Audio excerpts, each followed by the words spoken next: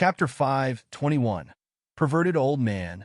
In his basement, Fujin analyzed, I can finally move quick enough through the void to not have to resist the pressure from the void dimension. However, I still need to improve the number of times I can teleport continuously. Right now, I can do it only 4 times before needing to stop. However, Minato could probably teleport hundreds of times within a second. It's why he was called the Yellow Flash. Another aspect I need to work on is teleporting others with me at the same speed. I need to resist the pressure if I take a shadow clone with me. Oh well, these aspects will improve as I practice more. It's not something I need to be worried about. For now, I should check on Naruto. Today is his graduation exam. The last time I met him, he still wasn't able to perform the clone jutsu. That said, his taijutsu has improved a lot thanks to sparring with my clones occasionally. And he knows 4 wind jutsus. I wonder if the academy will make an exception for him and let him pass. Fujin hoped that wasn't the case. Naruto would steal the scroll of seals after he failed. While Fujin seriously doubted that Hiruzen would let him take the real one, Fujin didn't want to give up that small chance in case Naruto really did perform a miracle. Besides, this was also the time that Naruto would be learning about Nine Tails. Fujin created a shadow clone and sent him to keep an eye on Naruto after applying several stealth seals on him. In the academy, Naruto weaved hand signs and shouted, "Clone Jutsu!" Immediately, 2 clones appeared next to him. Unfortunately, both were terrible and looked almost dead. Iruka shook his head and said, "Naruto, you fail." Naruto's mood immediately became very depressed. At that moment, Mizuki said, "Iruka-sensei, this is his 3rd time, and he did manage to create 2 clones, even though they were a bit flawed. Besides, his performance in taijutsu and remaining ninjutsu was very good. Why don't we let him graduate?" Iruka refuted. He only created 2 and both are terrible. He has to create 3 to pass. This is a basic requirement of the academy. I can't pass him.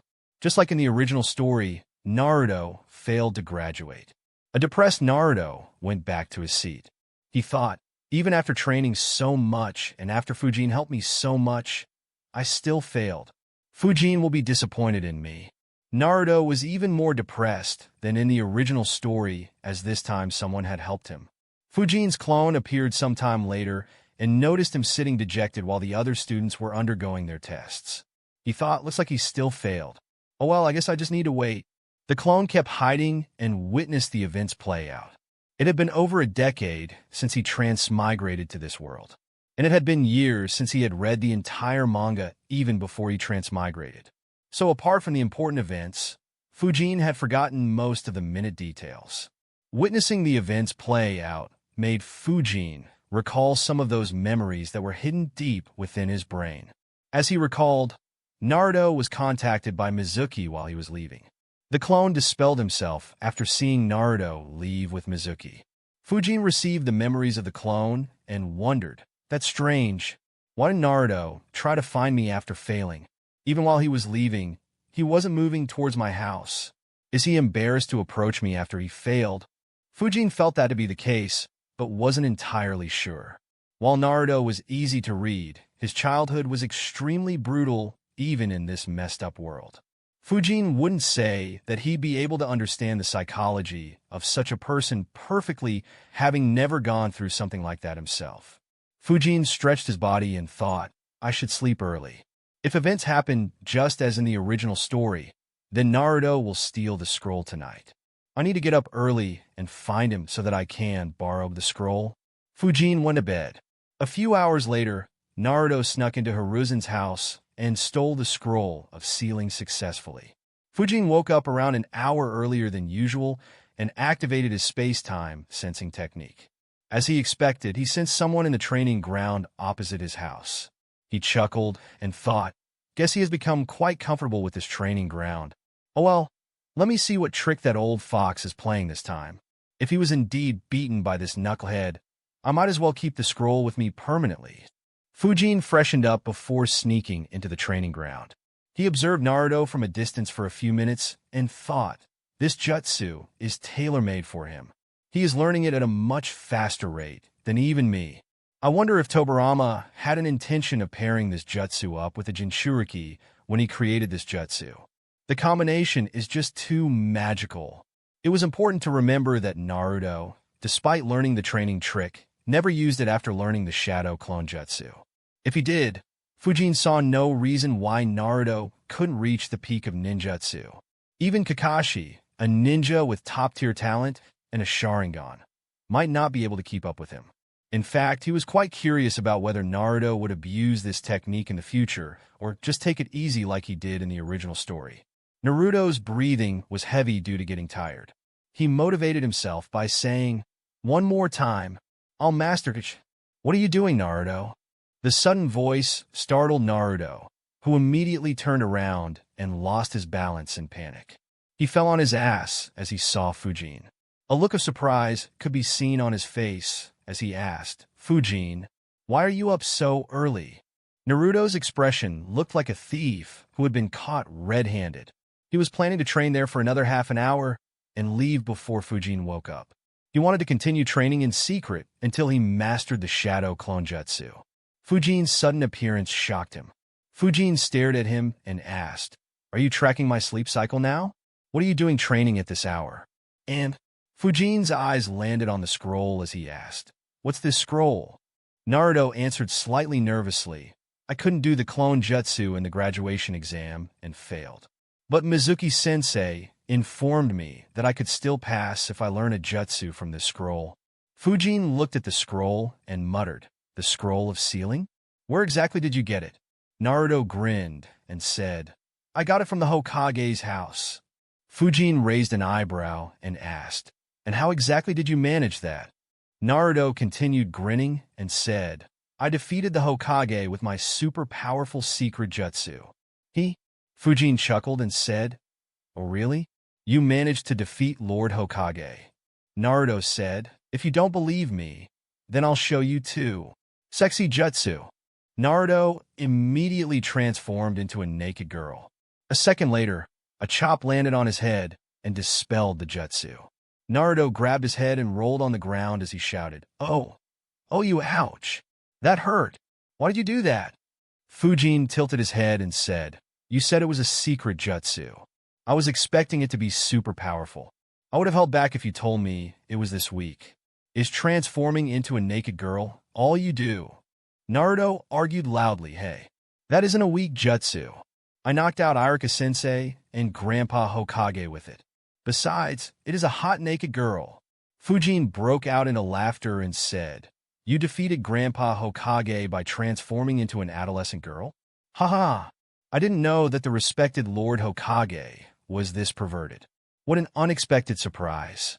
Anyway, which jutsu are you practicing?" Naruto replied, "It is the multi-shadow clone jutsu." Fujin said, "Oh, that's a powerful jutsu. Continue your training. I'll check the scroll and see if I can give you some tips to improve faster." Naruto's face brightened up. He said, "You are the best, Fujin." He continued his training. Fujin grabbed the scroll and opened it while thinking, "Stare all you want, you old fox. If this is the real deal, then I'm copying it entirely while you watch from that perverted ball." Fujin had already felt Hiruzen's gaze, so he knew the chances of the scroll being legit were low. Regardless, there was no reason why he shouldn't mess with Hiruzen. Sitting in his room, Hiruzen had a helpless expression as he watched through the crystal ball. He cursed, "This brat. First, he calls me perverted despite knowing that I did it purposefully. And then he brazenly opens the scroll of seals despite knowing that I'm watching. He has grown too brazen. Thankfully, the scroll is a fake. Otherwise, I would have had a real headache to deal with." Hiruzen was looking forward to Fujin's disappointed reaction. However, there was none. Fujin opened the scroll and thought, "As I guessed, this scroll isn't the real deal. It only has multi-shadow clone jutsu and the shadow clone explosion jutsu. That old fox set this whole thing up to make Naruto graduate, so that he could be placed under Kakashi along with Sasuke. I wonder if he knew Mizuki's intentions all along. Or did he just eavesdrop on their conversation and decide to do this? Doesn't matter, I suppose. I guess I'll be giving Ibiki a gift today. Now that I think about it, I haven't given him any gift since the mission where I clashed with Kitsuchi. Chapter 522. Did you really believe that? Fujin hung around for a couple of hours while monitoring and occasionally guiding Naruto. He didn't need to do much as the scroll was absurdly detailed. Hiruzen had pulled out all the stops to ensure that Naruto would be able to learn it in a day. When the sun rose, Fujin thought, I should leave. Irika and Mizuki will soon come looking for him. He looked at Naruto and said, Naruto, you are doing well. Continue training hard, and you'll master this jutsu in a few hours. I have some work. I'll see you later. You can use this training ground.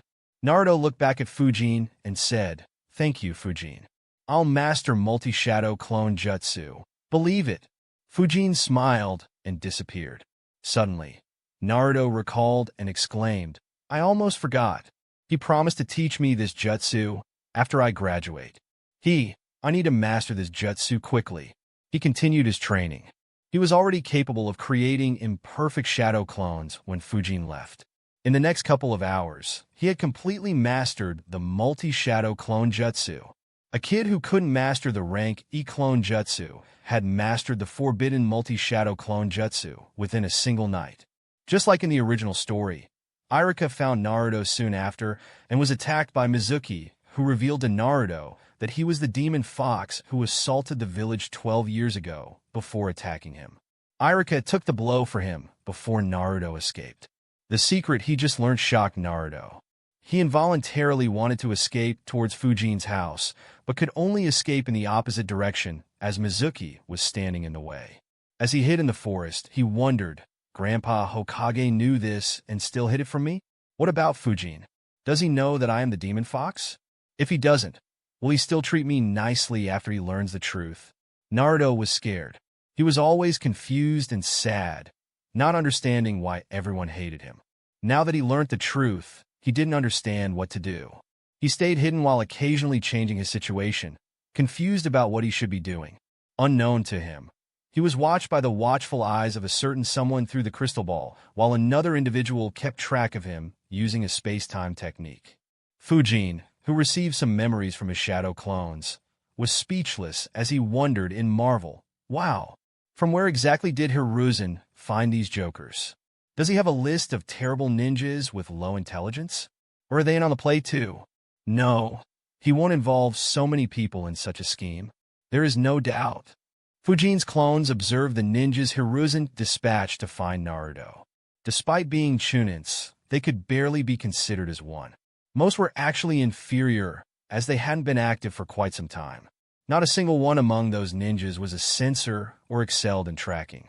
To Fujin's surprise, not a single one among them ever wondered why Hiruzen sent them to find Naruto and not his Umbu or any ninja that actually excelled in searching and tracking. The only good thing they did was ensure that they didn't look in the same area. Fujin thought, I didn't think that a Hokage would keep a list of such people as well. I wonder if he kept it just for a moment like this, or if he just did it for fun so that he could entertain himself occasionally. Knowing Hiruzen's nature, Fujin strongly felt that it was the latter. While they were searching for him, Naruto continued changing his location until he heard someone falling. He quickly looked in that direction while staying hidden and noticed Irika and Mizuki, who soon began talking. After a few exchanges, Mizuki said, I can use that scroll to achieve the same kind of limitless power. The demon fox within him hungers for the same kind of power. You were right to fear and despise him. The demon fox? Irika was about to speak when a voice was heard. Immediately, both Mizuki and Irika looked in the direction of the voice. Both were surprised to see someone sitting on a branch. It took a few seconds, however, both quickly identified him. Relief appeared on Irika's face while Mizuki's expression became grim. Unlike the two of them who were at the bottom, even among the chunins, the person sitting on the branch was said to be one of the strongest ninjas in Konoha. Mizuki was terrified. He never expected someone like Fujin to be here. He quickly said, What wrong did I say? He is the demon fox. He'll try to take his revenge and kill everyone in Konoha. Just like 12 years ago, he will destroy the village again. Mizuki was on complete guard. He thought, though he is strong, he is very young. As long as I lower his guard down, I can kill him. Fujin could see Mizuki's thoughts at a glance.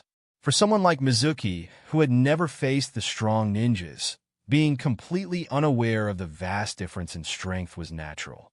Fujin chuckled and said, "If he was the demon fox, you'd be long dead." No, most of the people in this village would have been long dead. He's just a kid with huge dreams and the determination to work hard to achieve those dreams. Sure, he might be a little bit clumsy and mischievous, but which kid isn't? You really need to think for a bit before making such lousy accusations. At the very least, he is far more loyal to the village than a scum like you. Naruto, who was listening to the conversation, immediately became teary. While Fujin had long been guiding Naruto, hearing those words at such a time made him feel far better. Not to mention, even Iruka was also doing everything he could to protect Naruto. He even risked his own life to protect Naruto. Mizuki was about to curse when Fujin said, "Naruto, come out." The words surprised everyone, including Naruto, who couldn't help but wonder how Fujin knew he was there. He still followed his instructions and appeared to Iruka and Mizuki's surprise. Fujin said, "I know you failed the graduation exams, and what Mizuki promised you is a lie. So, I'll give you another chance. Mizuki is a chunin. If you beat him, I'll graduate you and promote you to the genin rank." Naruto's eyes immediately lit up. At the same time, Mizuki was offended. Not only did Fujin not fight him, he instead asked someone who couldn't pass the graduation exam to fight him. He shouted, "Do you think that this demon fox brat can defeat me?" Fujin looked at him and said, To make it interesting, I'll give you an offer too. If you manage to kill Naruto and take the scroll of the Forbidden Seals with you, then I won't stop you and let you go." Fujin's words shocked everyone once again, except for a certain old geezer peeping from a long distance away who wondered, since when did I give him the authority to graduate academy students? And why is he playing with them? Iruka shouted, "You can't make Naruto do that." However, Fujin ignored him and looked into Naruto's eyes. Naruto became serious and understood that Fujin was putting his faith in him. Naruto made the hand seal and said, "I'll beat him." In the next second, 1,000 shadow clones surrounded that place. A smile appeared on Fujin's face as he thought, so he still went with the shadow clone jutsu. Tesuke, I was expecting him to use those wind jutsus I taught him for so long. Oh well, it doesn't matter. Needless to say, Mizuki got his ass beaten terribly. After a brutal beating, he was knocked out cold and lay on the ground. Naruto looked at his body and laughed awkwardly. I went too far." Fujin flickered next to him and chuckled. "Don't worry about it. He's going to be far worse soon." Naruto was surprised and asked, "What do you mean?" Fujin replied, "The price to pay for trying to betray the village is very costly. No need to think about it. I'll handle it. Anyway, you fought very well. While I believe that you would have won, I didn't anticipate such a one-sided fight." Naruto giggled on hearing the praise. Iruka was smiling as well. Naruto asked, "Does it mean that I'm a genin now?" Fujin raised an eyebrow and asked, "Did you really believe that?" Naruto was stunned. Fujin continued, "I have no authority in the academy. So, I'm afraid that you'll have to stay in the academy for another year. The good news is that since you have mastered this jutsu, you'll graduate easily next year." Chapter 523. Helping an old man. Fujin's words completely caught Naruto off guard. Disbelief was visible on his face. He didn't know how to react for a few seconds. As soon as he gathered his thoughts together, he jumped and argued loudly. "Hey, that's not fair. I have learned the jutsu, and I even beat him. Also, you promised. You can't go back on your word." Seeing Naruto panic and complain in such a manner, Fujin couldn't control himself and began laughing out loud. Even Iruka smiled and thought, so he was the one guiding Naruto. No wonder he has been training in the training ground opposite his house. Naruto realized that Fujin had pranked him once again, causing him to pout in annoyance. Fujin said, "Don't worry, kiddo. I was just kidding. I'll be taking Mizuki and the scroll with me. Come visit me during dinner. Iruka, I'll leave Naruto in your care for now." Naruto nodded and handed him the scroll. Fujin grabbed Mizuki and flickered away. Just like in the original story, Iruka passed his forehead protector to Naruto and treated him to Ichiraku. As for Fujin, he first dropped off Mizuki in Ibiki's office. Just when he was about to leave, Mizuki woke up. On seeing Ibiki, he was horrified. While he wasn't aware of the vast gap between him and Fujin's strength, he was very aware of Ibiki's horrible reputation. Fujin chuckled and said, "It looks like he is already loving his new home. I'll leave him in your capable hands, Ibiki-san." Ibiki chuckled and said, "Don't worry about it. I'll take good care of him." Just those words were too much of a mental torture for Mizuki. He looked viciously at Fujin and said spitefully, "Don't think that you will be safe for long. It is only a matter of time before that demon fox goes on a rampage once again." Fujin looked into his eyes, chuckled, and said, "Once again, you should be more concerned about yourself, Mizuki." Fujin turned around and began leaving. Mizuki felt that Fujin was just mocking him about the torture he would have to experience in Konoha's torture and interrogation department. However, to his surprise, he suddenly felt pain in his abdomen. He held his abdomen while grimacing in pain. Suddenly, the pain increased beyond what he could endure. He collapsed to the ground while yelling. It felt like something was drilling out of his stomach. In addition, he felt like several insects were crawling under his skin. The pain kept increasing far beyond what he could bear, but somehow he didn't pass out. His eyes widened in horror as he saw maggots tearing the skin on his forearms and legs and crawling up his body. Seconds later, maggots drilled out of his abdomen, making him scream hysterically. The maggots that were crawling up his arms reached his face and began eating his face. He could no longer endure and finally lost consciousness. Several ninjas working in the TNI department looked towards Ibiki's office. One of several ninjas working in the TNI department looked towards Ibiki's office. One of them muttered, "It looks like the boss went crazy once again." The ninja next to him said, "Yes, let's avoid him today. He'll be in a very good mood tomorrow after he is relaxed." The first ninja nodded and muttered, "He should at least wait till they are put in a cell. I still don't understand why he tortures them in his main office." In his office, Ibiki had a dark expression. Mizuki had passed out from Fujin's Jinjutsu. While he didn't care about it, Mizuki had also vomited and wasn't able to control his bladder. He cursed, "These assholes. What do they take my office to be? Half of my bad reputation is due to the clan leaders and other powerful ninjas torturing criminals after bringing them to my office. Couldn't they at least wait till I put them in a cell?" Unfortunately, there was no one Ibiki could complain to. He could only take his frustration out on Mizuki. He summoned a couple of ninjas to clean up the mess and lock up Mizuki. Fujin didn't particularly care what happened with Mizuki. He reached Hiruzen's office, tossed the scroll towards him, and said, "I found this." Hiruzen grabbed the scroll and looked at Fujin. He thought, "That's it? What about the fact that you tried to peek into such a secret scroll that is supposed to have Konoha's forbidden jutsus? Should I just ignore the fact that you did it despite knowing that I was looking at you?" Needless to say, Fujin didn't say a word about it. He couldn't care less about what Hiruzen thought about it. Instead, he reported, "Naruto was misled by Mizuki, who intended to betray the village. I have handed Mizuki to Ibiki. Deal with him as you must." And Naruto managed to master the multi-shadow clone jutsu. He can create 1,000 clones. Though he failed graduation, the batches haven't been assigned yet. I recommend that we graduate him now, instead of making him wait another year. Of course, Fujin was just saying it for the sake of saying it. He knew that Hiruzen would do so even if he didn't say it. As he expected, Hiruzen nodded and said, "That's a good suggestion. I'll graduate Naruto from the academy. Do you have anything else to report?" Fujin acted like he was thinking for a few seconds before shaking his head and replying, "Not that I can think of." Hiruzen cursed under his breath. "This brat." He asked, "Did you check the scroll?"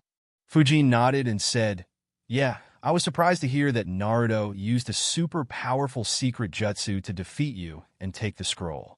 I almost speculated that some pervert was pretending to be you and tricking Naruto. So, I just wanted to make sure whether it was real or fake and that Naruto wasn't practicing something harmful to him. You looked into it despite knowing that it is the scroll of the Forbidden Seals?" Hiruzen sounded a bit angry and a bit disappointed in Fujin as he asked that question. To his surprise, a smile appeared on Fujin's face as he answered, I checked it because I expected it to be a fake, Grandpa. If an academy student was able to steal the real scroll of the Forbidden Seals, then it would have been rather disturbing. Considering that you were growing older every passing day, I would have offered to keep it safe and help take some stress off your shoulders. As a youngster who looks up to you, that's the least I could do. Fujin's response left Hiruzen speechless. His anger was obviously fake. He just wanted to put Fujin in a difficult spot and wanted to take the opportunity to re-evaluate him. He didn't expect that Fujin would play him instead. He cursed, "This cheeky brat." Not only did he try to peek into the scroll, he is making it sound like he did a completely noble act. Where is this concern about my old age when he asks me to send shadow clones to guide him? Unfortunately, there wasn't anything Hiruzen could say. Fujin's reply was just too perfect. He chuckled and said, "These old bones can still hold on for some time. Don't worry." Fujin smiled and said, "I know, Grandpa. That's why I knew it'd be fake. That said, I can still help you keep the real one safe if you want. If it'll take some pressure off your shoulders, I'd be happy to endure it for you." Hiruzen looked at Fujin with a deadpan expression.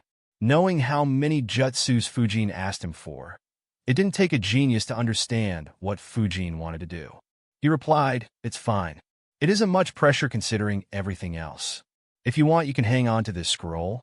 It was Fujin's turn to be speechless. He wondered, what the hell am I supposed to do with it? He smiled and said, "I think I'll pass."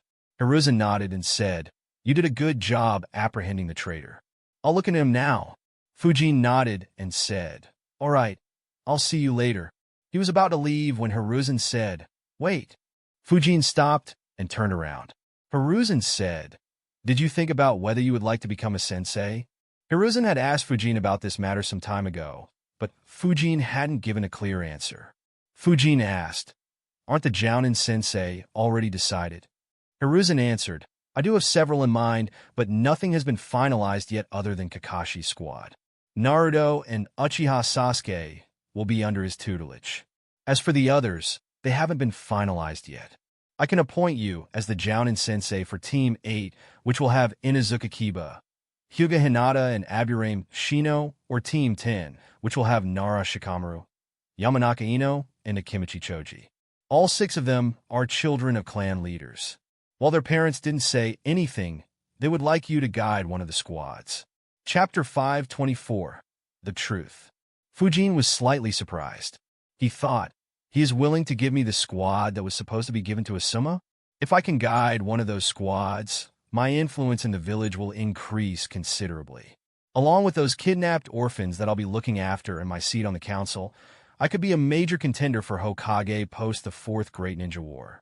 Unfortunately, the position of Hokage will be quite meaningless by then. There isn't much I can gain from it. Besides, if I have to look after a group of genins, then it'll take up a major portion of my time.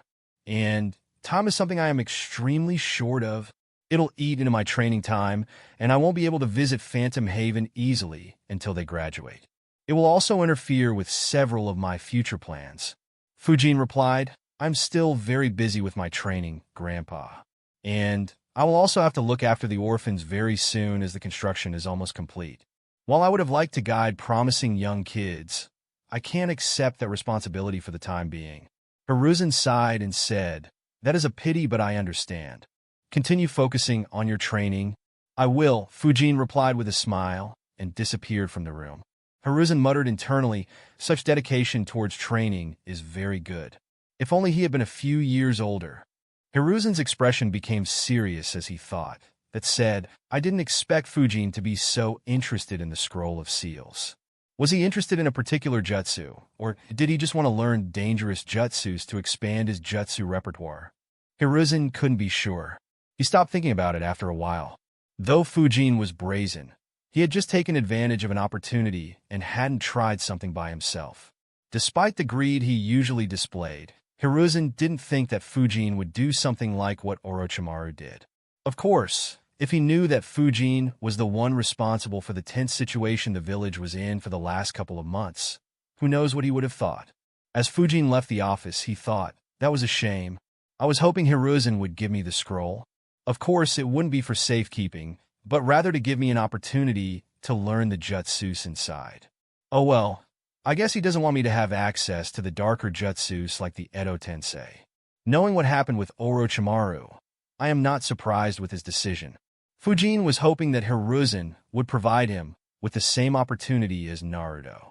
Though Hiruzen hadn't, Fujin wasn't offended. After all, Hiruzen had helped him a lot and even provided him with all the information on the Flying Thunder God Jutsu, along with several other jutsus. The matter of refusing to train the kids was also a missed opportunity. Though Fujin realized it, one person had limited energy and time. After weighing his options, he could only give up on it and continue forward on his original path without thinking about it for a second time. Later that day, Naruto arrived at Fujin's house. Fujin opened the door and said, "Already received the headband? Congrats on passing, Naruto." Naruto smiled and said, "Thank you, Fujin. It was thanks to you." Naruto was genuinely grateful. Not only Fujin had taught him wind jutsus and improved his chakra control, but he had also provided him with an opportunity to graduate after he had failed, and even defended him when Mizuki was trash-talking about him. Fujin chuckled and said, "Don't worry about it. Come on in." Naruto entered Fujin's house. Fujin said, "I was planning to treat you outside, but I guess that you have a lot of questions. So, let's eat at home today. I made some fried chicken and prawns." Naruto's eyes immediately lit up. He had come to love those two dishes during the last year. While ramen was still his favorite, he loved eating those two dishes as well. Of course, the most important point was that Fujin was willing to answer his questions. After all, Irika wasn't entirely clear on the situation either, and didn't want to talk much about it with Naruto. After arranging the plates, both sat down to eat. Naruto became nervous. He asked, "Is what Mizuki said true?" Fujin spoke while eating. "In a way, yes. But not entirely. He is too weak to know important details. I suppose even Irika doesn't know everything." Naruto was surprised at how dismissive Fujin was about his academy teachers. He recalled Fujin having the same attitude earlier that day. Naruto nervously asked, "So, what is the truth?" Fujin answered, 12 years ago, the nine-tailed beast attacked our village. The attack was devastating for our village. We lost many experienced jounins. Lord Fourth lost his life, while defeating him as well. Our village was in a difficult position for several years due to those losses. Naruto's expression became grim upon hearing that. He wasn't completely aware of how devastating that attack was on Konoha. Fujin continued, "As its name implies, the nine-tailed beast is a tailed beast." Naruto asked curiously, "What is a tailed beast?" Fujin replied, "A tailed beast is a gigantic beast that contains a massive amount of chakra. We humans can never reach that level of chakra, though there are always a few exceptions. As a result, they are extremely powerful and can be very destructive. In all, there are 9 tailed beasts in this world, each having a different number of tails. It goes from 1 tail to the 9 tails that attacked our village." Naruto was surprised. He asked loudly, "There are 9 such tailed beasts?" Fujin nodded and continued, "A tailed beast can't be killed. If it is killed, it'll just revive a few years later. As a result, Lord Fourth didn't kill the 9-tailed beast. He instead sealed it inside you. So, you're not the 9-tailed beast who destroyed the village. Instead, you are the one who is keeping the 9-tailed beast sealed." Naruto was surprised to hear that. Fujin smiled and said, "So, it can be said that you are the one keeping the village safe from the 9-tailed beast. I suppose you can be considered a hero for doing so." A smile appeared on Naruto's face as he heard it. However, it quickly disappeared as he asked, "But if that's the case, why does everyone in the village hate me?" Fujin replied, "Just like Mizuki, they don't know the entire truth. Even if they are told so, they may still be afraid of the tailed beast inside you. It is very dangerous after all. Most people will still be scared of it. Unlike Lord Fourth, you are still a little kid. What if you aren't able to hold the beast back, and it breaks loose? Of course, it isn't a worry as Lord Fourth's seal should be very strong. But it isn't unnatural for them to be afraid. Do you remember those people who smiled back when you looked at them?" Naruto nodded. Fujin said, "Those are the ones who know that the seal won't break." Naruto nodded. Fujin said, Those are the ones who know that the seal won't break and recognize that you are a hero for keeping the village safe. Naruto understood what Fujin was saying. However, he could still see the unfairness. After all, he hadn't done anything, and yet so many hated him. Naruto asked dejectedly, "Why did Lord Fourth seal him inside me?" Fujin shrugged and answered, "How can I know? I was only 4 years old back then. Perhaps you were the only one nearby. Or perhaps Lord Fourth saw something special in you and believed that you would be the best host for the nine-tailed beast and do something miraculous when you grew up. It's tough to know the real reason. Perhaps Lord Hokage might have some idea." On hearing the second guess, Naruto's eyes lit up. Though there was no guarantee for it to be true, Naruto hoped that it was the case.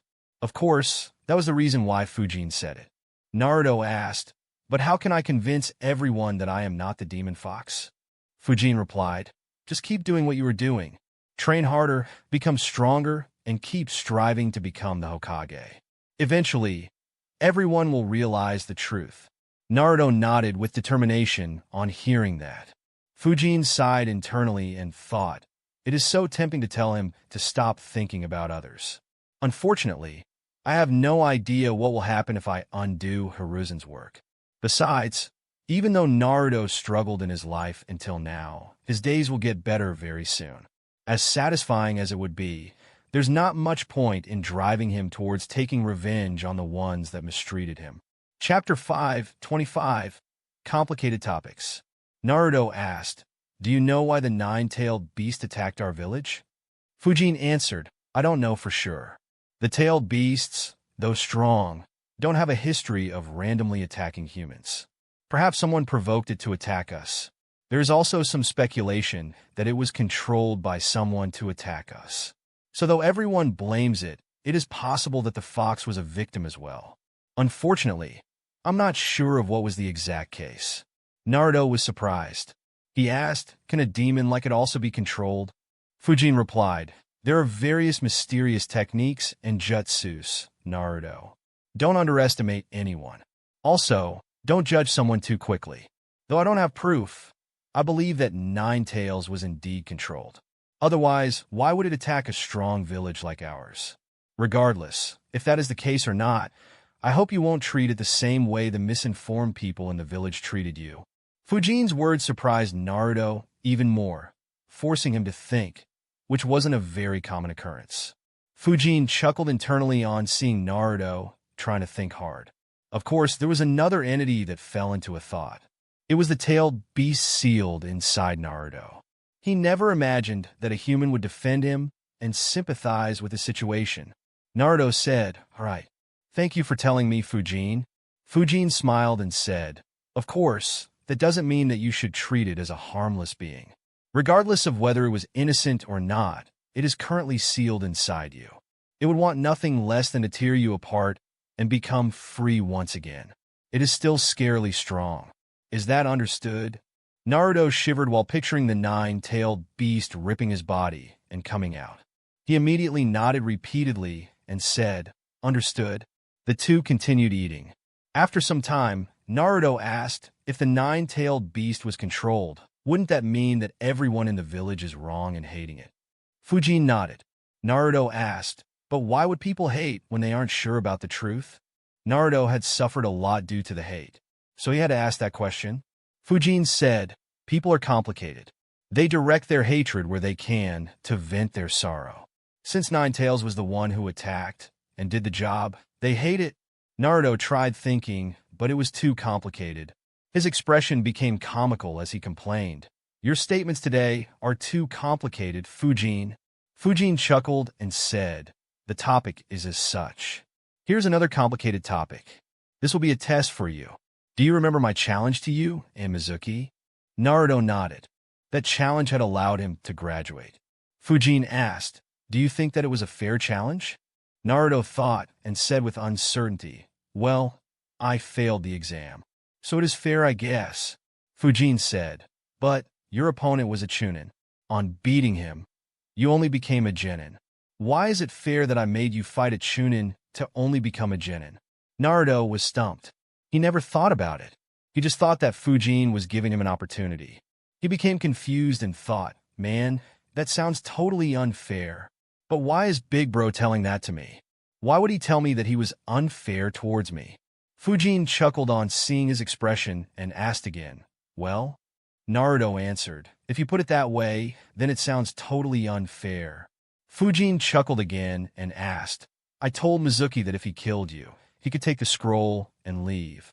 What do you think I would have done if he was about to kill you? Naruto hadn't thought about this either. He merely thought that Fujin was helping him. He didn't think in such depth. He looked at Fujin and replied after a while, I guess you would have saved me and then let him go. Fujin smirked and replied, nope. If you were about to lose, I'd have hit him from the back and killed or captured him myself. Naruto's eyes widened. He never imagined Fujin would do something like that. He asked Boo, but wouldn't that be unfair? Didn't you say you would let him go? Fujin answered, I did. But why do I have to stick to my words? Naruto, whose ninja way was to never go back on his word, asked in a confused tone, what do you mean? Fujin answered, Mizuki was a teacher. He is supposed to guide students. Yet, he set you up, tried to kill you, and tried to betray our village. Why do I have to keep my word against such a scum? Naruto was speechless. Fujin's words were extremely absurd for him. However, somehow, they made complete sense. It felt like his head was spinning. Suddenly, he had a thought. He asked, would you still pass me if I had lost? Fujin replied, of course. You are ready to graduate. I just have to work harder to convince Grandpa Hokage, but I'm sure I would have managed that. By winning, you made it much easier for me to convince him. Naruto was surprised. However, it was a good surprise this time. Still, he couldn't help but complain in his mind. So, my life was never at risk, and I was set to graduate as well? I went through all that tension for no reason at all. Humph. He knows how to keep me on my toes all the time. A pout formed on Naruto's face. Fujin asked, what's up? Naruto replied in a childish tone, nothing. He immediately followed up, I don't care if you keep your word against Mizuki. But you are keeping your word for me. I have graduated. So teach me the jutsu. Which jutsu? Fujin became confused and wondered, when did I promise to teach him when he graduates? I'm just planning to make him eat Kakashi's head. Though his past is traumatic, that bastard has been having it easy for too long. Naruto's expression became very annoyed as he pointed at Fujin and said, hey, you promised to teach me that jutsu that allows you to disappear. Naruto's words made Fujin recall. He said, the body flicker jutsu. I almost forgot. Sure. Want to train after we are done eating? Naruto nodded. He began eating and asked again, while we are at it, could you also teach me a stronger wind jutsu? Fujin replied, you are now a genin, Naruto. You'll be assigned a Jounin sensei in a few days. Until you become a chunin, he or she will be the one responsible for training you. If I interfere, then you'll end up confused. Naruto asked in a surprised tone, I'll get my own sensei. Fujin looked at him with a deadpan expression and said, I thought you promised that you will pay attention in class. I even believed you. Naruto immediately laughed nervously and said softly, well, I tried to. But Irika-sensei was just too boring. Fujin just continued staring at Naruto, who quietly focused on the food. Fujin chuckled internally while thinking, good. He'll be a genin for who knows how long. I'll just throw him at Kakashi until that bastard diverts him back to me. Thankfully, he knows almost every jutsu out there. Sending Naruto back to annoy him wouldn't be much of a challenge. After dinner, Fujin took Naruto to the training ground opposite his house and began teaching him the basics of the body flicker jutsu. After explaining the basics of the jutsu, Fujin said, this jutsu isn't very complicated in terms of chakra molding as it only requires the tiger seal. The difficult part is chakra control. You have to concentrate a lot of chakra at your feet. If you had tried it earlier, you would have failed. Luckily for you, your chakra control has improved a lot thanks to tree climbing and water walking exercises. So try it. Naruto immediately began trying. Needless to say, the first few tries were all a failure. Only after a couple of hours of trying continuously did he manage to flicker for a few meters for the first time. Fujin sighed as he watched. Having such a high chakra is a boon. When I was trying to learn it, I could barely practice it for some time before I ran out of chakra. Meanwhile, he can practice for 2 hours straight despite having spent last night and early morning training the multi-shadow clone jutsu and escaping from Mizuki for another hour, and still is able to practice continuously. Fortunately, my chakra has become quite high as well thanks to training continuously for so long. Otherwise, I'd be tempted to go catch a tailed beast irrespective of the dangers involved. Chapter 526. Another mission to Sunagakure? Naruto excitedly shouted, "I did it!" He quickly made the tiger seal and shouted, "Body flicker jutsu." However, nothing happened this time.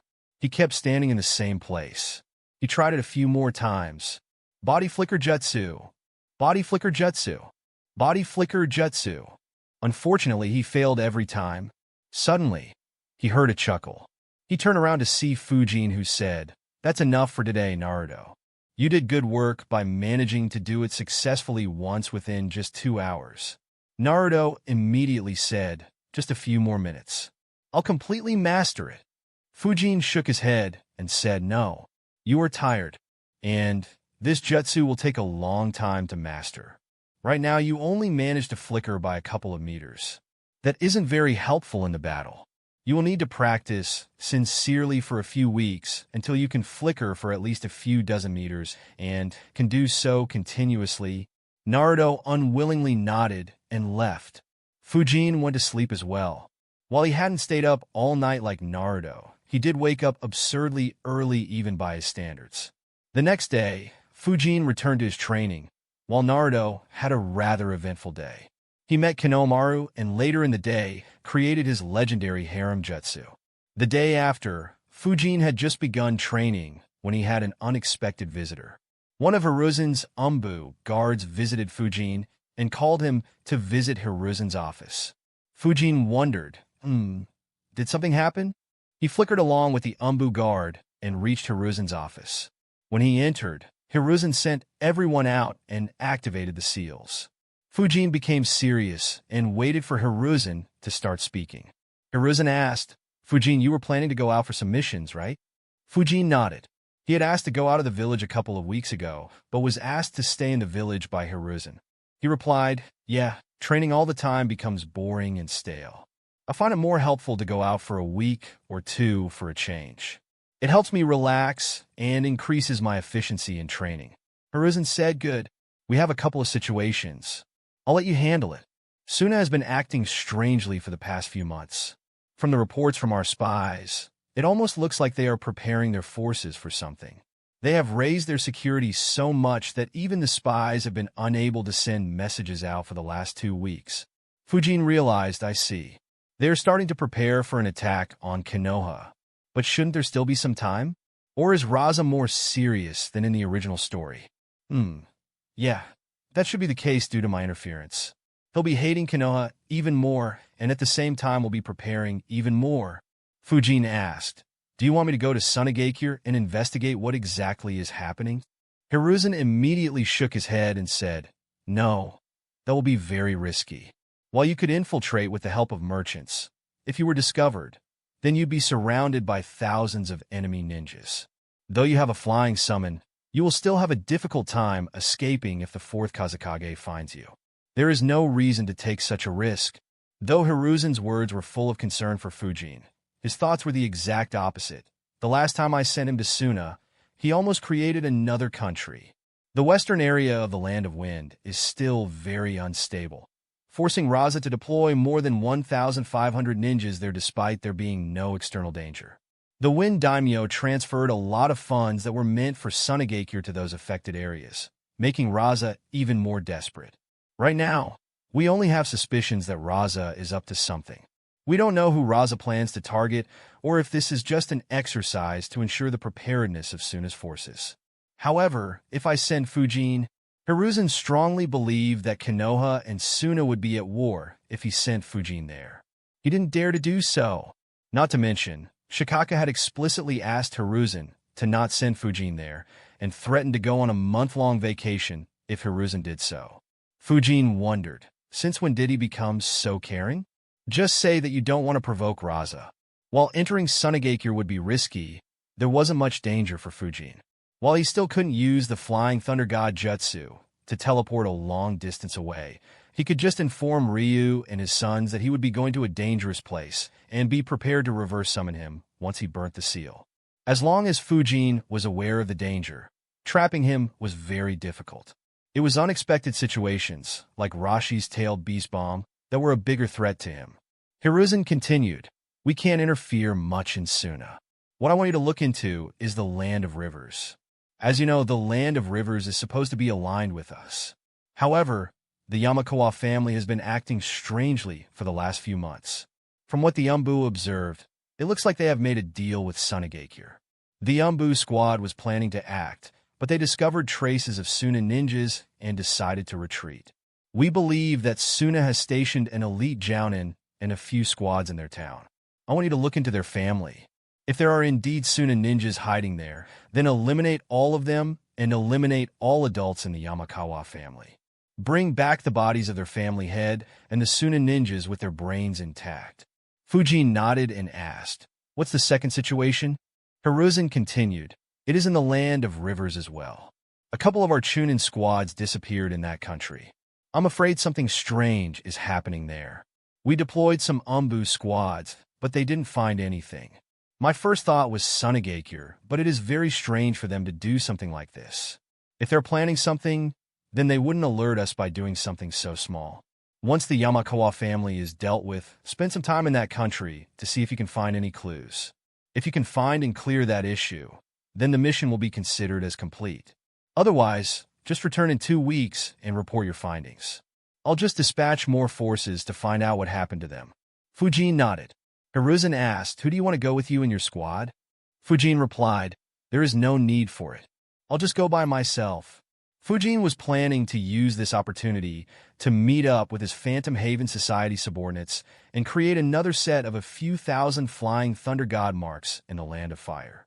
If he had teammates, then that would be difficult to do. Hiruzen wasn't surprised as he understood that Fujin preferred working alone. He said, "All right, other than the bodies you bring back, make it seem like everyone in the Yamakawa family was killed by Sunagakure ninjas." Fujin said, "All right. Do we have any idea as to which elite Jounin was sent?" Hiruzen shook his head and said no. The squad couldn't gather much information, as they would have been in danger if the information was true. Killing an elite Jounin wasn't an easy task. Only a few ninjas in Konoha could do so consistently. Hiruzen would have needed to dispatch Eagle along with a few squads of experienced Umbu ninjas to be able to ensure that Konoha wouldn't suffer needless losses. And that force couldn't guarantee that they would be able to complete the mission. Since he had the option of sending Fujin, Hiruzen didn't need to go through other complicated alternatives. Fujin replied, "All right, I'll leave within a few hours then." Hiruzen nodded as Fujin disappeared from the room. Fujin entered his house while thinking, "It looks like Konoha Crush will happen after all.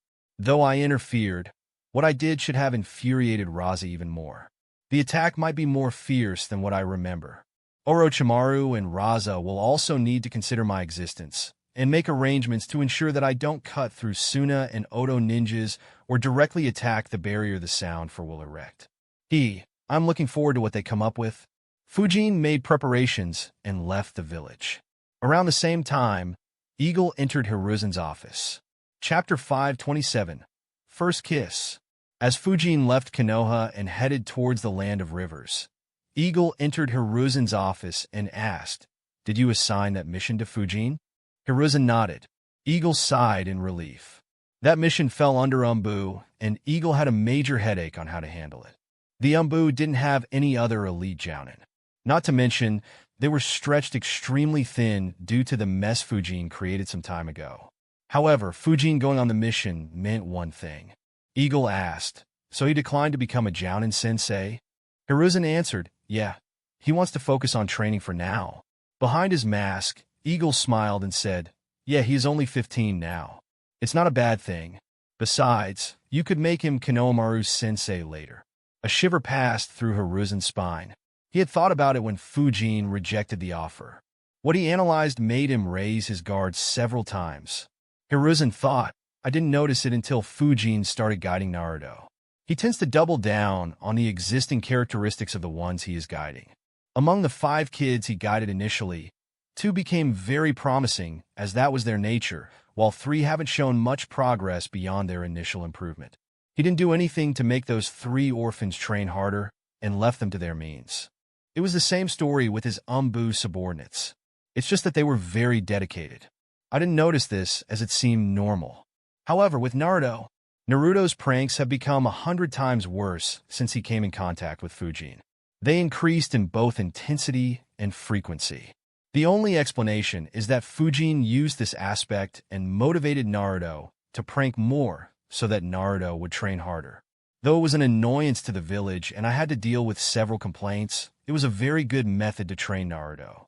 If I give Konohamaru to Fujin to train, then Konohamaru challenged Hiruzen more than a dozen times daily to battle. Fortunately, he was extremely weak and was just a headache to Hiruzen rather than an actual problem. However, if Fujin trained Konohamaru and encouraged him to challenge Hiruzen more, Hiruzen's old age would become a complete nightmare. The very thought of that future made Hiruzen shiver. "Father," Eagle called out, seeing that Hiruzen was lost in thoughts. Hiruzen replied, "Yeah, I will think about it when the time comes." Eagle nodded and discussed some official matters before he left.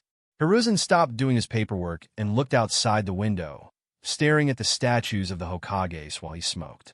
After some time, he decided, if that happens in the future, I'll just make Fujin or Kakashi the Hokage and retire. Let my grandson challenge either of them instead of me.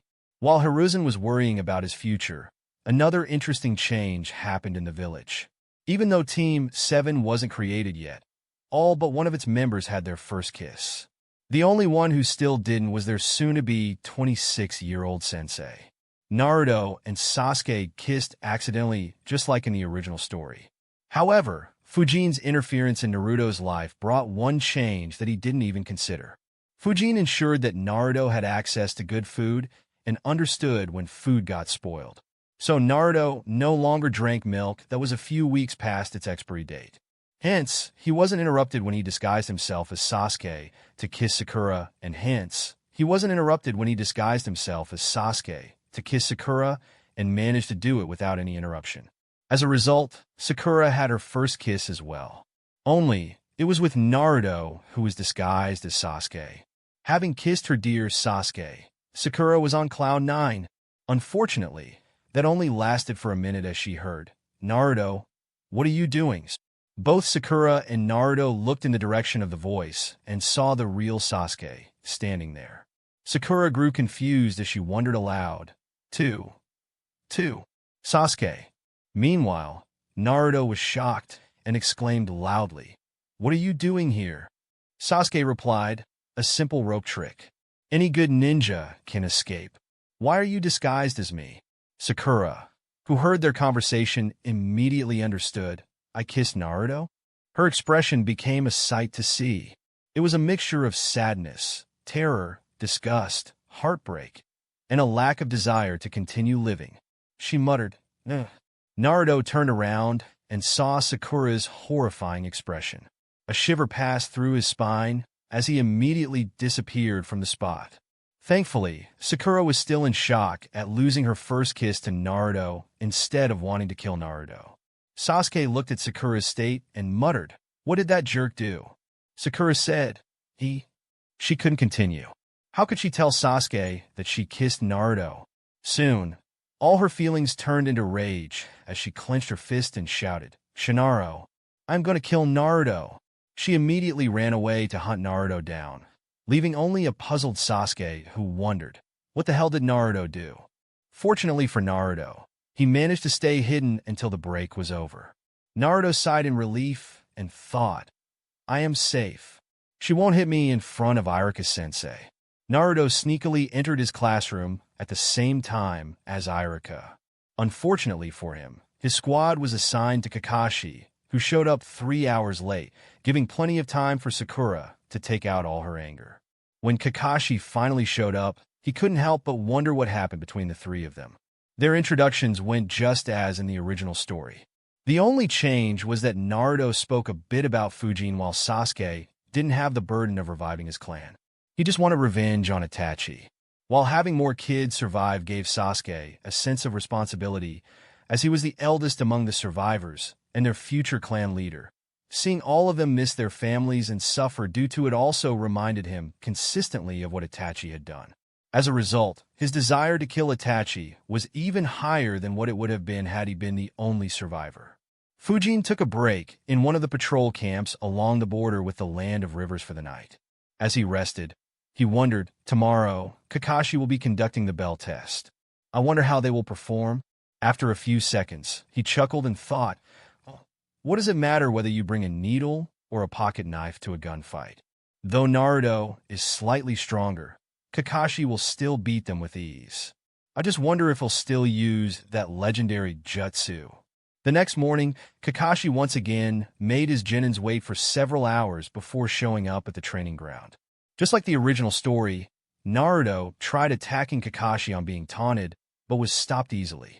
When Kakashi started the test, both Sasuke and Sakura hid themselves, while Naruto kept standing there. Naruto grabbed his shurikens as he claimed loudly, "Fight me, Kakashi-sensei. I'll take the bells in no time, believe it."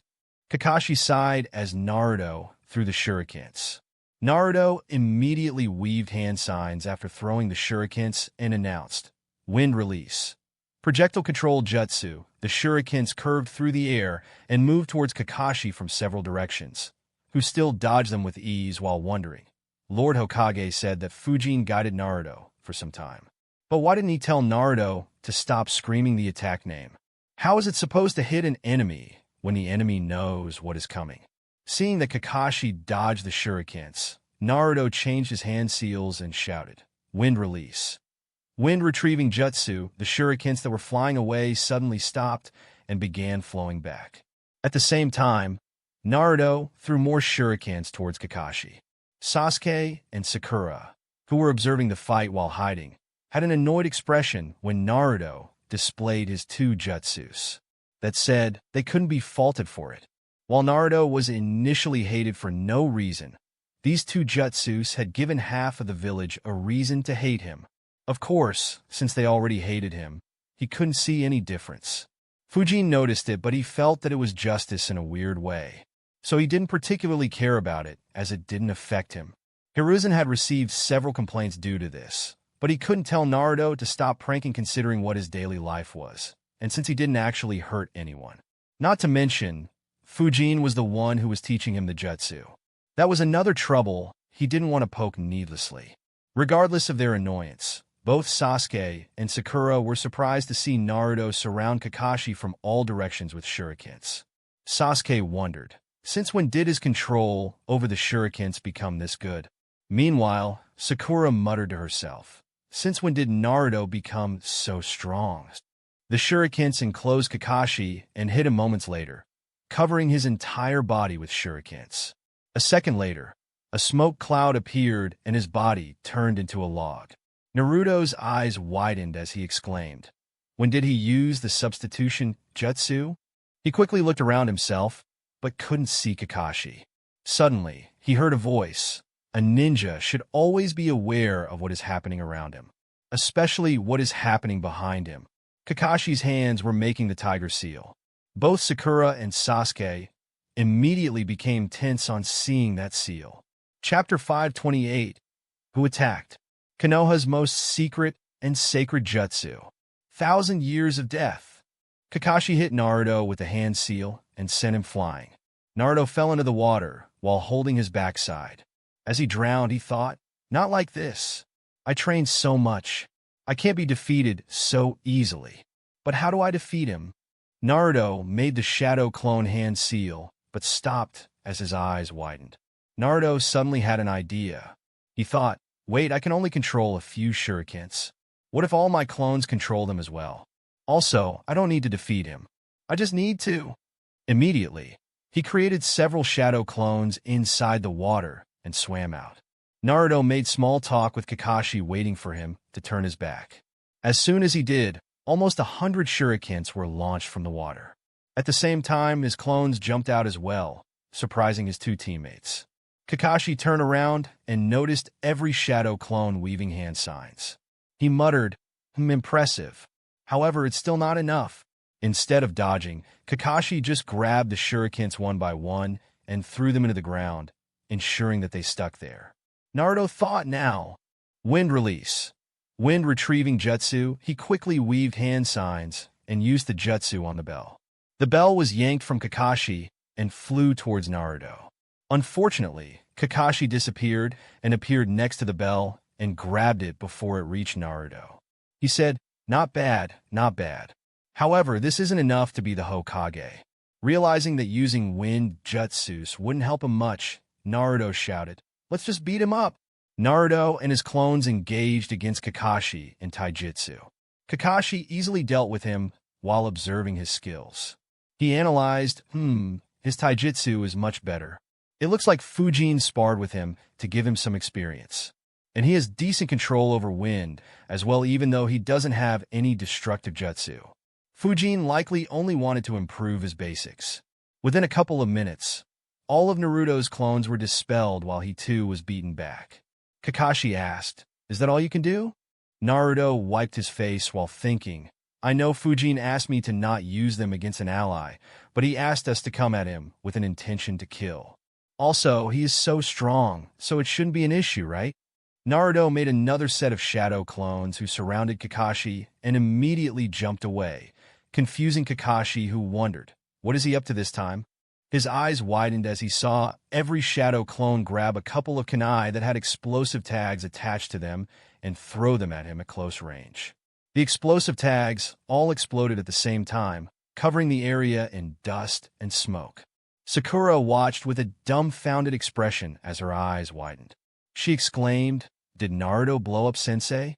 And when did he become so powerful?" Even Naruto was surprised by the degree of explosion.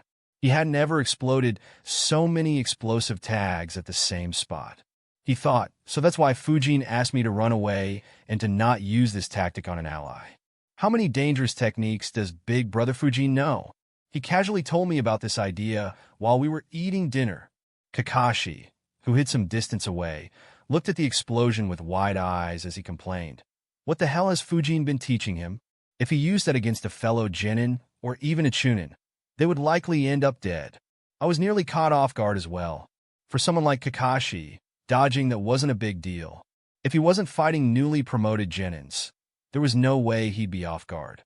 However, if Naruto used this tactic against an ordinary chunin in this manner, very few would be able to stay unhurt. It took some time for the dust and smoke to clear. Once it did, no one saw any signs of Kakashi. Sakura thought in shock, did Sensei really get blown up? Will I also be blamed? While Sasuke squinted his eyes and observed, there is no sign of blood. As expected, he got away. Still, when did Naruto become so strong? If he used that against me, I would have been injured. Naruto looked around while wondering where Kakashi was when his eyes landed on a bell lying on the ground next to a tree. He wondered, did he drop it while escaping? He quickly went to pick it up. Unfortunately for Naruto, that was a trap, and he hung upside down from the tree branch. Kakashi appeared and picked up the bell while lecturing Naruto again. While Kakashi was having fun with his new students, Fujin reached Yamakawa town in the Land of Rivers. The Yamakawa family was one of the strongest families in the Land of Rivers. Their family head ranked among the top 5 strongest ninjas in that country. In a major village, he'd be considered a veteran jounin.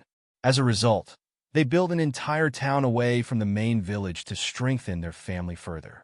While the walls around the town were inscribed in several seals by a seal master, they weren't an obstacle for Fujin, who entered the town easily. He used transformation jutsu to disguise himself as an ordinary person and openly strolled through the town as he recalled all the information about this family. As usual, he activated his space-time sensing technique, and his eyes widened momentarily. He looked towards the central mansion and thought, that's strange. 24 people are living underneath that mansion, and it doesn't seem like a normal basement. Rather, there are a few floors underneath what would have been a normal basement. Is Danzo spreading his wings, or is someone taking inspiration from him? Fujin walked towards the castle without attracting any suspicion. When no one was looking at him, he suddenly disappeared underground and reached close to the underground base.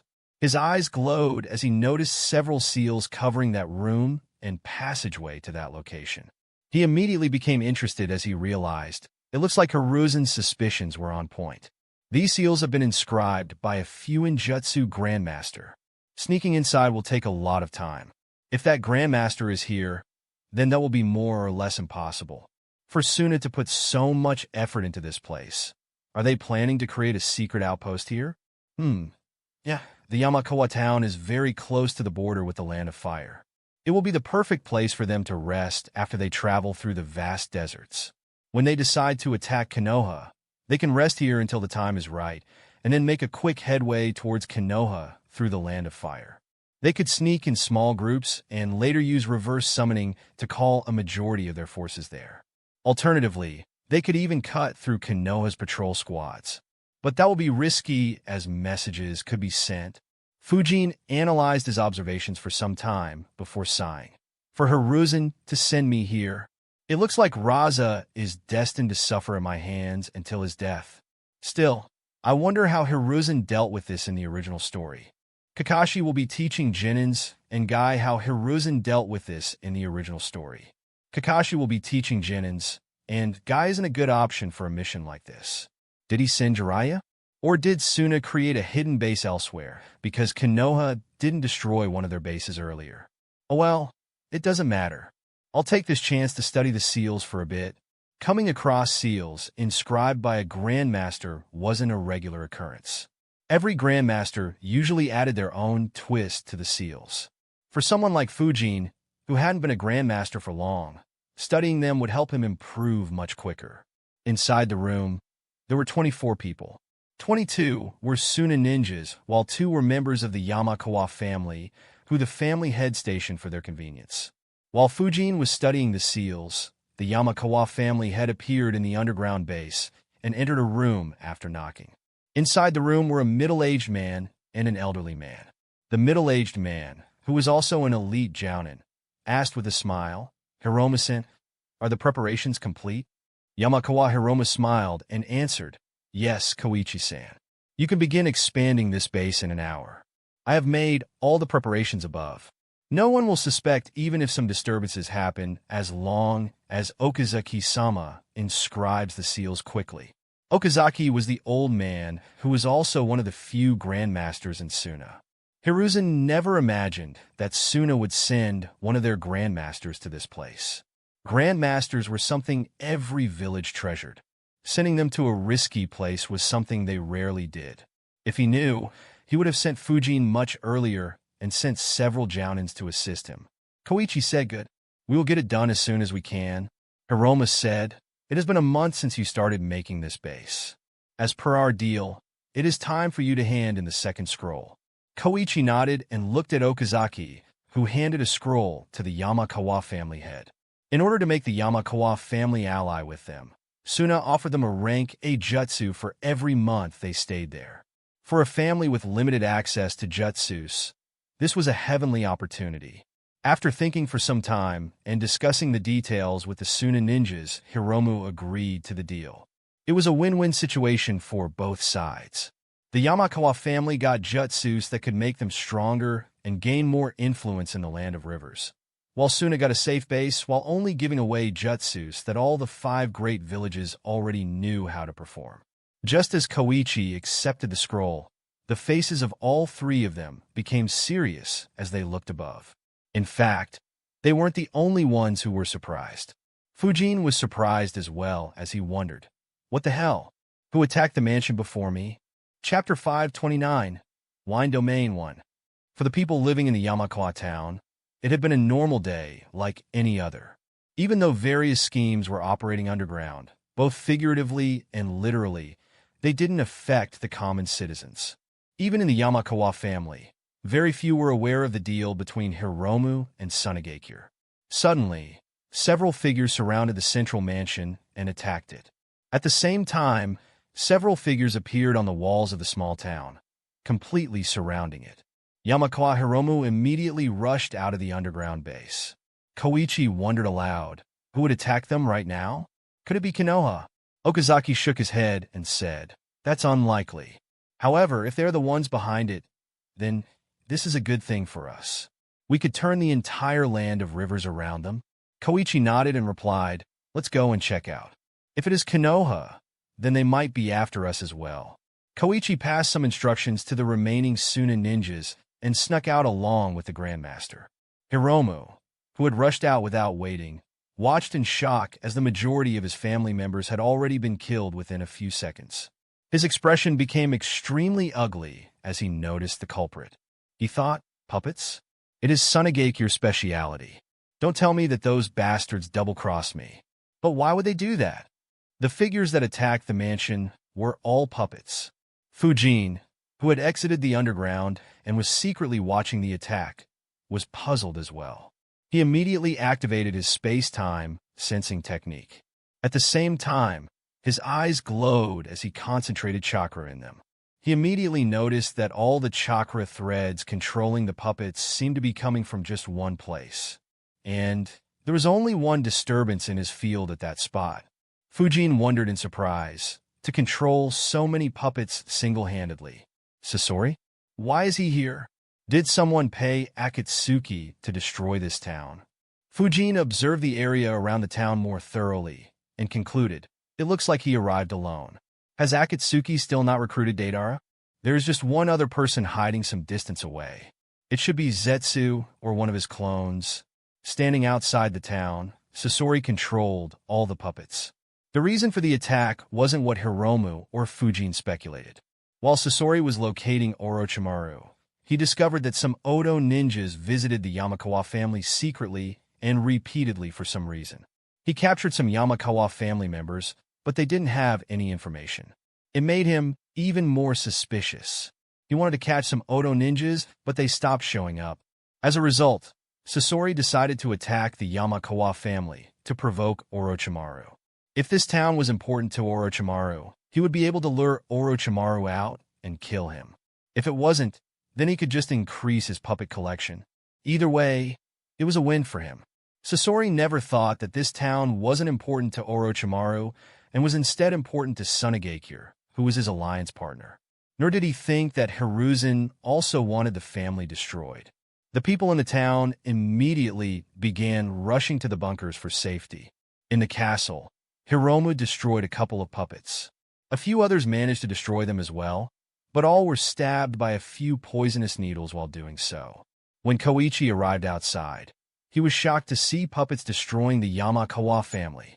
Koichi wondered, did Lord Raza change his men? No.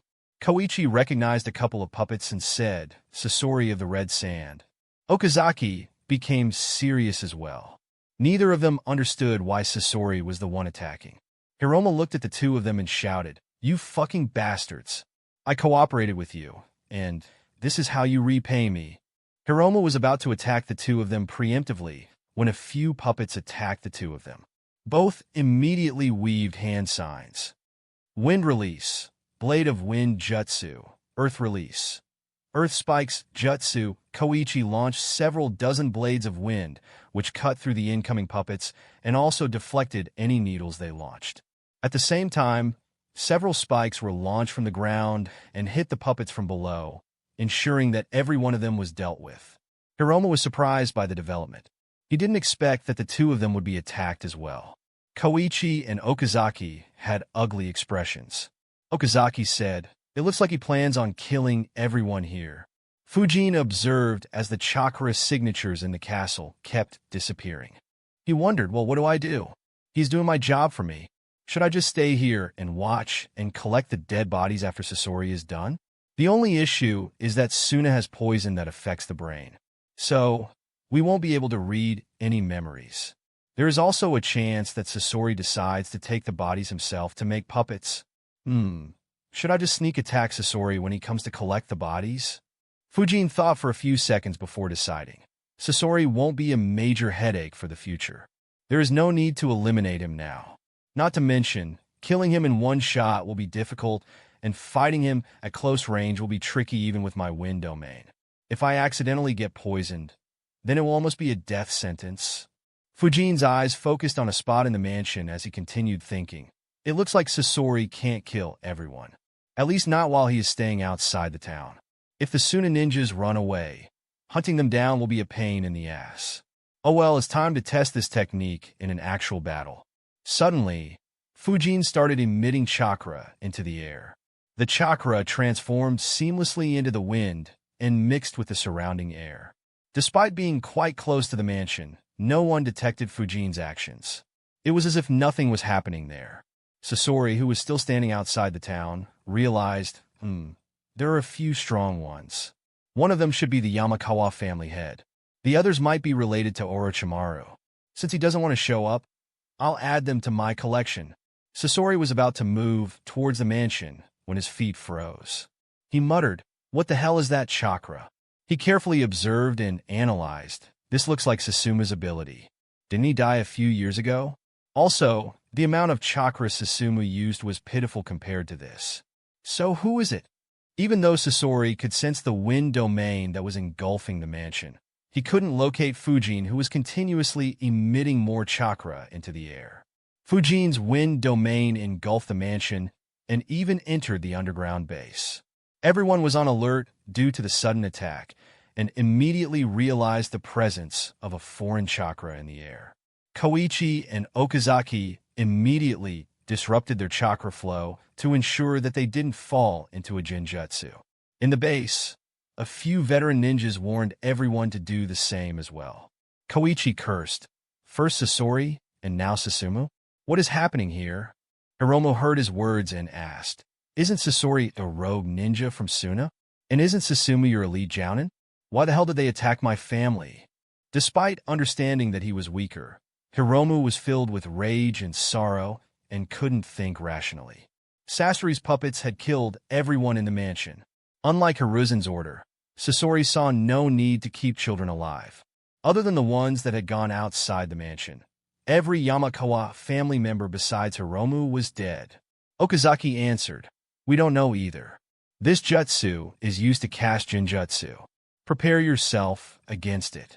If you get influenced as well, then your family will disappear for good." Hearing the word genjutsu, Hiromu immediately disrupted his chakra. Sasori had stopped his attack as well due to the sudden change, and was planning his next move when suddenly something happened that no one expected. Blades of wind appeared out of thin air without any sign or warning. Within the blink of an eye, all 20 Suna ninjas in the base were beheaded. Hiromu, who was disrupting his chakra, was caught off guard as well and died with his eyes wide open in disbelief. Koichi and Okazaki managed to defend themselves, but were soon overwhelmed by dozens of blades of wind attacking them from every direction. They too died within a couple of seconds, and they weren't the only casualty. Sasori watched in disbelief as several blades of wind suddenly appeared out of thin air and severed his chakra threads, disconnecting the puppets in and around the mansion from Sasori's control. In an instant, Sasori lost control over most of his puppets. Chapter 530, Wind Domain 2. Puppet masters were generally known for having one weakness. That weakness was close combat. If someone good at taijutsu got close to them, they could defeat them easily without letting the puppet master use their puppets. However, there was another critical weakness that puppet masters had which wasn't generally mentioned due to the difficulty in exploiting it. That was the very chakra threads that they used to control the puppets. If those chakra threads were severed, they would lose control over the puppets and would be left vulnerable without their greatest strength. Destroying the chakra threads wasn't very difficult either, as it was just normal chakra and not some indestructible thread. While an experienced puppet master could ensure that the threads didn't break against an AoE attack, if the threads were specifically targeted, they would still break. Of course, that was easier said than done, as the puppets would be used to block such attempts. And even if you succeeded, the puppet master could just create new chakra threads and connect to the puppet once more. When Sasori's chakra threads were destroyed, he did the exact same thing. In less than a second, he created more chakra threads to connect to the puppets. Unfortunately for him, Fujin's wind domain was the perfect counter to chakra threads. Even before the chakra threads reached his puppets, they were severed by more blades of wind that appeared out of thin air. Sasori cursed, "What the hell is this ability? And who is the one controlling that chakra? Is it one of Orochimaru's subordinates, or are some other forces present in this town?" Despite not knowing the answer to those questions, Sasori didn't stop. There were more than 60 puppets trapped inside the Wind domain. It was more than a fourth of his puppet collection that he had been working on for over a decade. Sasori repeatedly attempted to take control of his puppets, but failed each time. The Wind domain, which was only around the mansion like a dome, began extending in Sasori's direction. Sasori observed, "It's like a branch extending from that dome. Whoever it is should be inside that dome.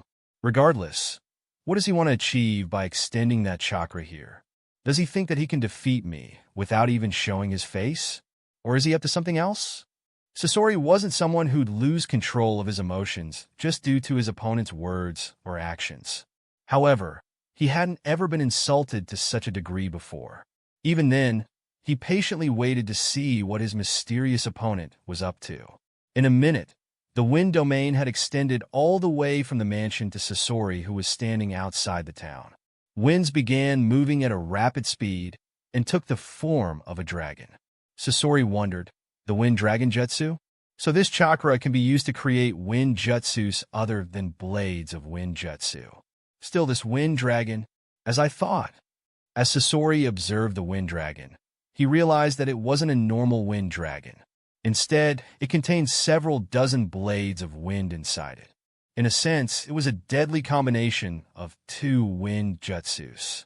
The Wind Dragon suddenly dived towards Sasori. Sasori immediately took a defensive posture and extended Hiroka's tail forward while thinking, those wind blades might work against normal puppets. However, it is useless against Hiroka's defenses. Sasori was confident in his defense. The Wind Dragon hit him, and all the wind blades were stopped. They weren't even able to scratch the shield on Hiroka's back. The remaining parts had some scratches, but they weren't fatal for the puppet. However, something happened that made Sasori feel a sense of dread. He immediately flickered away, along with the Hiroka puppet. He looked at the Wind Dragon, who had stopped attacking, with horror as he thought, it can cut chakra threads even when I am controlling the puppet while hiding inside it. If those wind blades accidentally enter my body, Sasori's entire body was a puppet. If the wind blades destroyed the chakra threads that were controlled by his core, then he could fall within the blink of an eye. Of course, Sasori doubted that the wind blades would be able to reach his core, which was indeed the case, as Fujin couldn't create vacuum blades with his wind domain yet, but he didn't dare to test it for no good reason. Seeing that Sasori had moved away, the Wind Dragon stopped and extended its elongated neck in the sky. Unlike the normal Wind Dragon, which Fujin couldn't control much, he had complete control over the Wind Dragon in his wind domain, so it could do much more than just tackle or shoot a wind explosion sphere. It opened its mouth and exhaled a wind breath while moving its head slightly, so that the wind breath would be able to affect a large area. Needless to say, the wind breath also consisted of several small wind blades.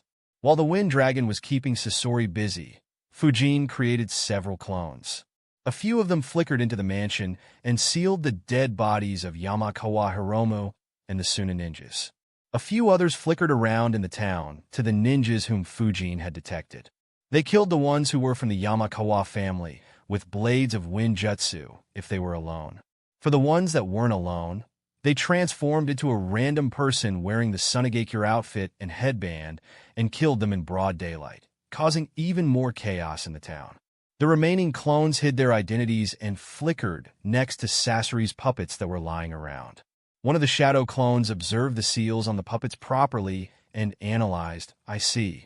The puppets don't just have seals to strengthen their combat capabilities, but also have several seals to help Sasori detect things happening around them. No wonder he can control them so well despite being such a long distance away. He is probably aware that we are inspecting his puppets right now, and this seal should allow him to detect the location of his puppets. However, this seal has quite a low range. Suppressing these seals and sealing the puppet up shouldn't be an issue. If I escape with these puppets, he shouldn't be able to track them unless I am missing something. Oh well, I was always curious about using puppets. I can't refuse such a generous gift. The other clones also noticed the same thing on the remaining puppets.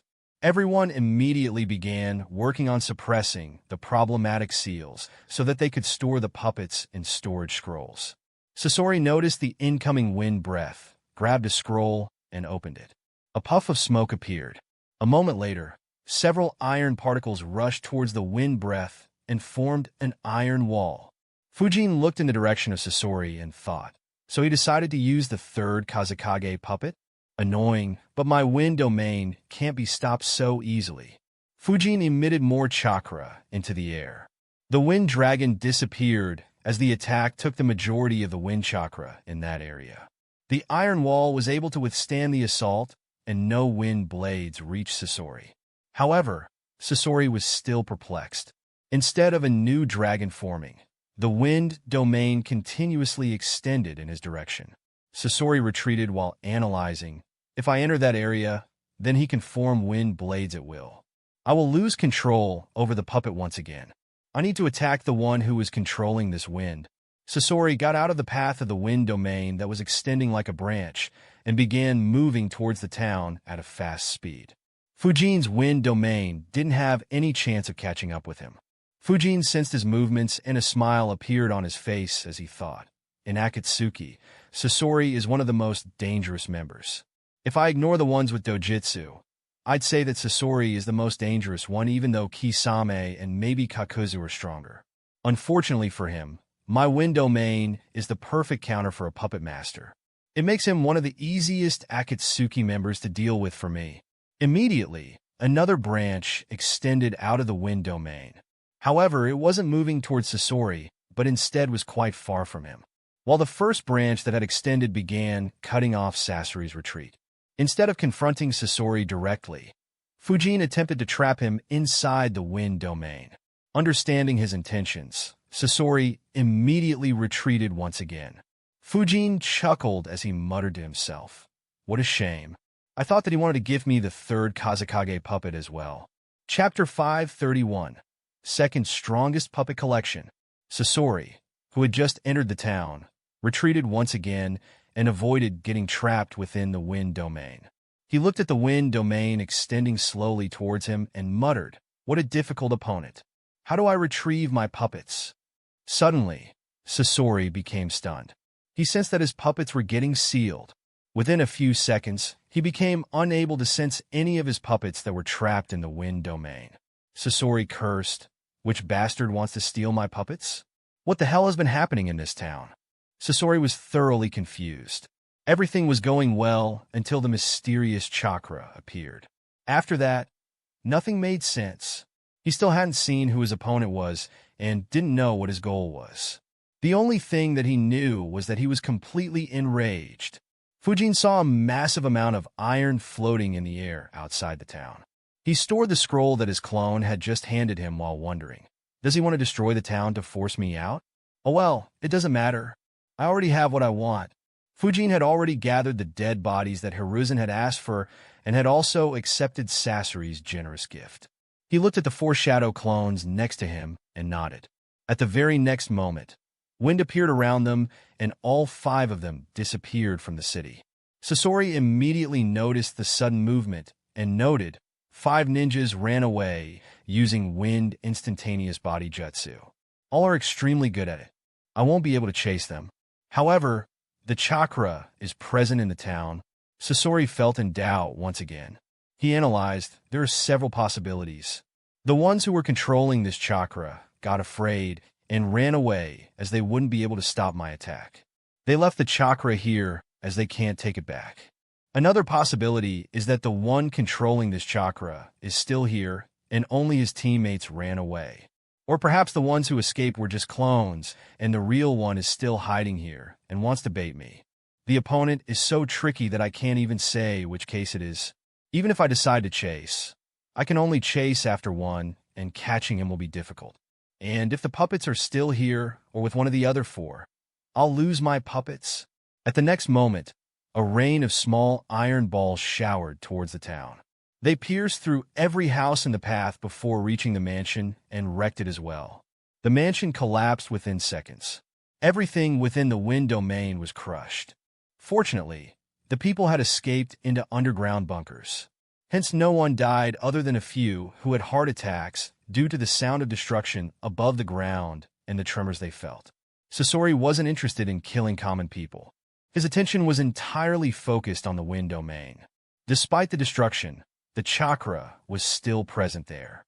However, it no longer extended towards Sasori and just stayed in that location, flying along the direction of the wind. The only strange thing was that despite all the winds, it still primarily stayed in the area around the mansion. Sasori noticed it and analyzed. Something feels awfully fishy. It is almost like someone wants me to enter there. Sasori immediately controlled some of his other puppets and sent them into the wind. Sasori immediately controlled some of his other puppets and sent them into the wind domain. For the first time since the appearance of the wind domain, his chakra threads weren't severed. Yet, Sasori didn't lower his guard and only scouted the place with puppets that he could afford to lose. Unsurprisingly, he didn't find any of his puppets. Sasori kept looking for around half an hour, but his puppets didn't find anything. Since the chakra still existed, he didn't dare to enter inside. He turned around and stared at one of the white Zetsu's clones who was keeping an eye. The white Zetsu immediately appeared next to Sasori, who instructed, "You can absorb chakra, right? Clear out that wind chakra at the center of the town. I want to study it." White Zetsu nodded and got to work. A few meters under the place where the mansion stood until some time ago, Fujin's shadow clone let out a sigh and muttered, "The experienced ninjas are too difficult to defeat. If it was Haiden or Deidara, neither would have been this careful." However, Sasori didn't even attempt to get close. Fujin's shadow clone had his space-time sensing technique activated at all times. He could sense Sasori and Zetsu's movements without alerting either of them. White Zetsu, who was absorbing some of the chakra from the wind domain into his body, was suddenly cut up into pieces as dozens of wind blades suddenly appeared around him. Sasori looked at the white Zetsu's clone being dissected and thought grimly, "As I expected, it was a trap to lure me inside." However, before he could do anything, Sasori was shocked once again. It was because wind blades kept forming around the Zetsu and kept cutting it up despite it already having been killed. It was as if the attacker wanted to separate every cell from its body. Unknown to Sasori, that was exactly the case. While Fujin had sensed an existence and speculated that it was Zetsu, he didn't know whether it was the real Zetsu or just a clone. On the off chance that it was the real one, Fujin wanted to take the opportunity to kill Black Zetsu. Of course, he didn't think that normal wind blades would be enough to kill it. However, there was no reason to not try. As it is, there was nothing else he could do with that chakra. Sasori just watched as all the chakra in that area was used up to brutally slice up Zetsu's clone. Within a few minutes, the entire chakra was consumed, leaving Sasori confused once again. He wondered, why would anyone use up all the chakra to kill a mere clone? With the chakra gone, Sasori finally entered the central area of the town. He tried investigating, but didn't find anyone. Fujin's clone had already dispersed himself. Sasori couldn't help but wonder, who was controlling the chakra? Did the ones who ran away leave a mechanism for it to activate once when a living being entered it? Or is this some sort of weapon instead of a jutsu? Sasori didn't consider the prospect of a clone controlling it, as it didn't make much sense for a clone to use up all chakra on just one intruder, even after it was dead. He became a bit perplexed as he muttered, "What are my puppets? I can't locate any of them." Sasori's puppets weren't ordinary puppets. They were human puppets, and he had worked a lot on each of his puppets. Losing more than a quarter of them in one go was a substantial blow to him, even though it wouldn't affect his fighting prowess much. He thought, one of those 5 would have left with it. Finding them will be difficult normally, as I don't have any information on them. Fortunately, the only information I have is a very unique one. I just have to find the appearance of this technique in other places, and I will find clues to them. Once I find them, they will be good additions to my puppet collection. As for the one who had stolen Sasori's prized puppets in broad daylight, he was already a long distance away from the Yamakawa town. Fujin finally stopped moving as he received the memories of a shadow clone. He thought, as expected, Sasori didn't chase after me. Well, even if he did, he wouldn't have been able to keep up with me. Now, what do I do about this? Fujin was looking at the scroll, which held 64 human puppets. In less than an hour, Fujin had gone from having 0 puppets to having the second strongest collection of puppets in the entire ninja world. Chapter 532, Seeking the Serpent's Aid. Fujin looked at the scroll and analyzed. While I am quite fascinated with puppet mastery, trying to become a puppet master doesn't have much benefits for me. Though it is quite good, it is unlikely for me to raise my puppeteer skills to the level of my wind jutsus. It also falls quite short of Flying Thunder God and 8 Inner Gates. The only good thing is that learning it will be extremely easy for me. I can easily improve my control over chakra threads by spamming the Shadow Clone Jutsu, and I'm already a Grandmaster in Fuin Jutsu. More importantly, I have Sasori's puppets to study. I can easily learn the mechanisms of his puppets and raise my puppeteer skills to a very high level. Within a few months, I can raise it to a level that would be below only Sasori and Chiyo's level. The only thing I lack is medical and poison knowledge. However, I'm planning to study that as well. So, I have everything I need to learn puppeteering. Fujin was in a strange situation. He didn't see much benefits to learning puppeteering. However, it was just too easy for him to master it with his current skills. Fujin shook his head and decided, I will decide what to do after I improve my medical skills and learn more about poison. I have finally completed my training on Wind Domain and have mastered Flying Thunder God Jutsu. Once I open the 5th gate, I'll ease up on training 8 Inner Gates as well. That will finally ease up my schedule.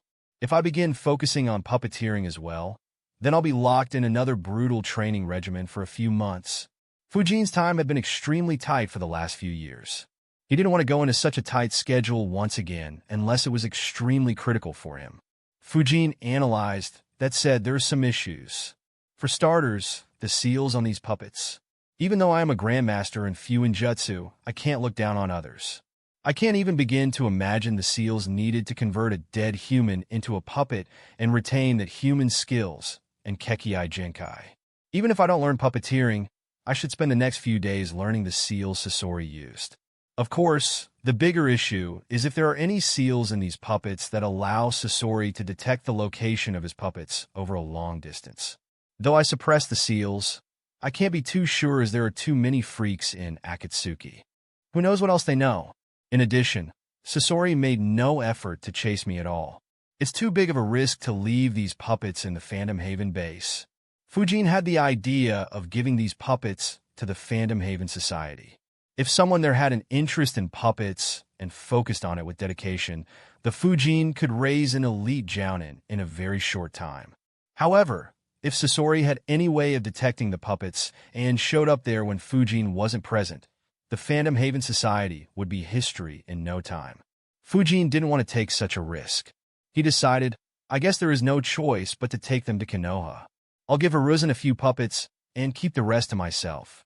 Considering the level of these puppets, this might be a good opportunity to ask Hiruzen for another forbidden jutsu. While I would like Edo Tensei, I doubt he will give it to me considering that he refused to share the scroll of forbidden seals with me. However, getting that forbidden jutsu might be doable. Oh well, I'll do that. The only thing is that I will need to study the seals before handing the puppets to Hiruzen. That'll mean that I can't do the second mission that Hiruzen assigned me. Fujin thought for a few seconds before deciding, oh well, that mission isn't compulsory. Hiruzen can just deploy some more Umbu squads and dig to the bottom of those incidents. Having made his decision, Fujin created several shadow clones. He created an underground base using the Earth Release Camp Jutsu, while his shadow clones inscribed several seals in the surrounding few kilometers to alert Fujin in case anyone came close to that spot. In the base, Fujin created several shadow clones who immediately began studying Sasori's human puppets. Fujin's concerns, though valid, were still unwarranted. Sasori had no way of tracking his puppets so far away from him. While Jashin might have seals that could do so, Haiden had no knowledge of it. And Sasori won't let anyone else tag his puppets unless he had no choice. As a result, though Fujin was careful, he wasn't in any danger at all. While Fujin was studying his puppets, Sasori returned to the Land of Rain and informed Konan and Pain about what he had encountered. Both Konan and Nagato were surprised to learn of such a technique. Konan thought for a bit and asked, did your opponent use the wind vacuum technique? Sasori answered no. If he did, I'd have connected the dots. Do you suspect that it is the spectral swordsman? Konan replied, The way you described those 5 escaped is very similar to how Kakuzu described him escaping. Those 5 could have been his clones. Other than that, there is no other clue. However, he is still a suspect as he could have created that technique and used it for the first time. Anyway, I will ask Zetsu to keep an eye out for a ninja who can use such a technique. Sasori nodded. He was about to leave when Nagato said, "You have been without a partner for a long time. Hunting Orochimaru alone is risky. We have found a new partner for you. Go along with Itachi and Kisame to the Land of Stone." 5 days later, Fujin stored the puppets back in the scrolls and exited the underground base as he thought, "I guess I was worried for nothing. I didn't find any seals that could allow him to track me over long distances. That said, it'll be better to not take this scroll to the Phantom Haven base." Anyway, a smile appeared on Fujin's face. In order to create human puppets, Sasori had created several new seals that were probably unknown to anyone else. Thankfully, those seals weren't as advanced as the ones Jashin priests used, and Fujin could study and learn those seals with some effort. In addition, Sasori's utilization of the seals that Fujin knew was quite unique as well. It allowed Fujin to explore a completely different direction. While Fujin wasn't interested in walking down that path, it was still very helpful and gave Fujin several new ideas. Fujin decided, after I visit the Phantom Haven base, I need to find a few test subjects to test out the 8 trigrams divination seal. Also, it is time to create Fuinjutsu battlefields. I've been pushing it back for too long. Fujin began moving towards the location of the Phantom Haven base, but suddenly stopped after a few minutes. He thought, I nearly forgot. I have to bring some money along. I would have stolen from the Yamakawa family. But Sasori showed up. Fujin immediately changed his direction towards Tanigakure. Within a span of a few months, Tanigakure were in panic for the second time. A few months ago, Fujin and Shigeki had infiltrated the ninja village and killed a major family.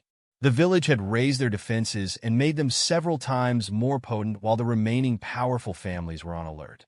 Their situation was just like the situation in Konoha after Fujin destroyed the root. Their situation was just like the situation in Konoha after Fujin destroyed the root headquarters. Just when things had started to calm down, they received news of the destruction of the Yamakawa town. Even though there weren't many civilian deaths, the Yamakawa family was wiped out. Apart from a few kids who weren't in the mansion, there were no survivors. The few ninjas who were present in the town informed them that they had seen puppets attack the mansion and surround the town. A couple of them also reported that Sunigakure ninjas killed the Yamakawa ninjas and that the wounds on the Yamakawa family members were made by wind. In a panic, Tanigakure sent several ninjas to the Yamakawa town and requested quick assistance from Konoha. When Hiruzen received the emergency request, he thought, "Looks like Fujin did a great job. They're convinced that Sunigakure attacked them. But how did he attack them with puppets? Did he practice puppeteering in secret? And why did he kill the kids in the mansion?" Hiruzen wasn't sure. Regardless, he quickly dispatched Guy and a couple dozen other ninjas to Yamakawa town to assist Tanigakure ninjas. Unknown to Tanigakure, they had requested assistance from the very person who ordered the destruction of the Yamakawa family. And the very person who carried out the destruction was leisurely strolling in their streets while muttering, "Now then, which are the 3 most corrupt nobles here?" Chapter 533, A Sick Pervert. Despite raising their defense by several levels, Tanigakure would have never imagined that the culprit behind the previous massacre would still be able to infiltrate the village without alerting anyone. All the time, effort and money they spent improving the seals on their village wall was nothing impressive in Fujin's eyes. He only had to spend a couple of minutes more to be able to enter the village. If the leaders of Tanigakure knew that the culprit they were looking for in the Yamakawa town was roaming freely in their streets, who knew how much panic would spread among them? It had been quite some time since Fujin was active in the Yambu. He needed a few minutes before he recalled the names of the most corrupt and scummiest nobles in Tanigakure. In less than half an hour, Fujin entered their huge mansions and looted their treasuries without alerting anyone. While the nobles were worried about what happened in the Yamakawa town spilling over to Tanigakure, they were oblivious to the fact that their treasuries had already been looted. Fujin began moving in the direction of the Phantom Haven base while thinking, a little over 64 million Ryo. Not a bad haul from just 3 nobles in a poor village like this one. If I had taken the jewelry and other ornaments, it could have been much higher. However, selling them could leave a trail. Not to mention, 64 million is plenty. I'll just loot more if more is needed. If there is one thing that no world lacks, it is corrupt scum sitting in the positions of authority. It's almost like an infinite source of money. Fujin chuckled while thinking how those 3 nobles would react when they discovered that their treasuries no longer had any Rio. Fujin continued moving while noting down the other corrupt nobles whom he had encountered during his time in the Umbu. Other than the Land of Rain, where Nagato ruled, Fujin planned to loot nobles from every other country, including the Land of Fire's fire capital if needed. Unless they made their Kage protect the scums among nobles or hired Akatsuki for that job, Fujin didn't see any way they could stop or trace him. This was the basic advantage that the strong enjoyed in such a world. It was also why Fujin never concerned himself much with money apart from the initial few years when he needed it for weapons and other basic necessities. As Fujin reached closer to the Phantom Haven base, he took a slight detour and created a shadow clone with nearly 30% of his chakra and left the scroll containing puppets with him before continuing towards the Phantom Haven base. Within a few hours, Fujin reached the valley. As he passed by the first mini-base, Fujin was surprised. His eyes glowed as he observed, interesting, 8 people with Chunin-level chakra, 1 with Jounin level, and 26 with very low chakra in addition to the 3 whom I recognize. It looks like this organization has been growing well. However, it can also be because they use their contacts to recruit more. Regardless, this is good. Fujin was pleased. While it may seem like he put a lot of effort into the organization, in reality, he had put very little. Almost all the effort he put in was to create the philosophy of the organization. So, seeing the organization flourish without bothering him much was a good surprise. Fujin moved past the mini-base, reached the main base, and entered it. The original members of the Phantom Haven Society were surprised to notice that the barrier was deactivated by itself. They immediately became very alert and relaxed only after seeing that it was Shurden. Shigeki, in particular, breathed a sigh of relief as he thought. Thankfully, he returned quickly this time. I was worried he wouldn't show up for another couple of years. Fujin looked around the base. He could see that it looked much better now. In his absence, the infrastructure of the base had improved a lot. It was still very basic without any extravagant decorations, but it definitely was a major improvement. Shigeki immediately went forward to welcome Fujin and said, "It's good to see you again, Shurden." Fujin nodded and said, "It looks like you guys have been doing well." Shigeki understood what he implied and asked, "Did you see the ones we recruited?" Fujin nodded and said yes. "Tell me about them." Shigeki informed Fujin about them. As Fujin had speculated, there were other ninjas from Tanagakure who had to face injustice and were close to some of the members of the Phantom Haven Society. Shigeki took advantage of the situation and recruited them. Shigeki added, "However, after recruiting them, we don't have any leads on recruiting any more experienced ninjas. It'll be difficult to expand further in the future." Fujin nodded. He knew that it wouldn't be easy to expand endlessly. Luckily, that wasn't his goal. He asked, "What about the kids?" Shigeki answered, "While we were recruiting, we came across a small village that had been attacked by some rogue ninjas.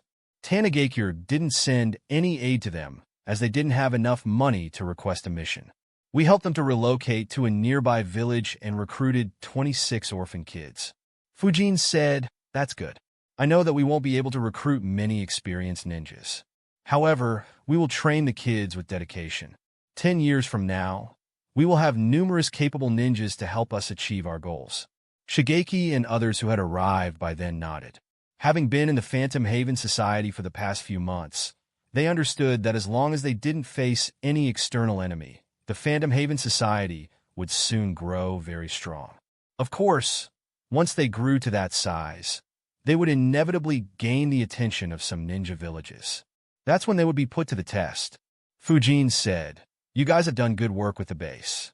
Have you been facing any difficulties?" Hayato replied, "We have been running low on funds. Shigeki left the finances to me. I had been planning some more upgrades to the base, but we would have run out of money. In addition, we also have to take care of the kids. Fujin asked, how much will you be needing? Hayato answered, we need another 20 million ryo to complete the upgrades in the base. Once they are complete, the base won't have much expense. However, we had to spend nearly a couple of million ryo while resettling the villagers. It will be better if we can have another 25 million ryo. I will keep 5 million for any emergencies, and the remaining will be used to resettle any villagers we rescue. Fujin nodded and tossed Shigeki a couple of scrolls while saying, these scrolls contain 50 million ryo. Use it as you see fit.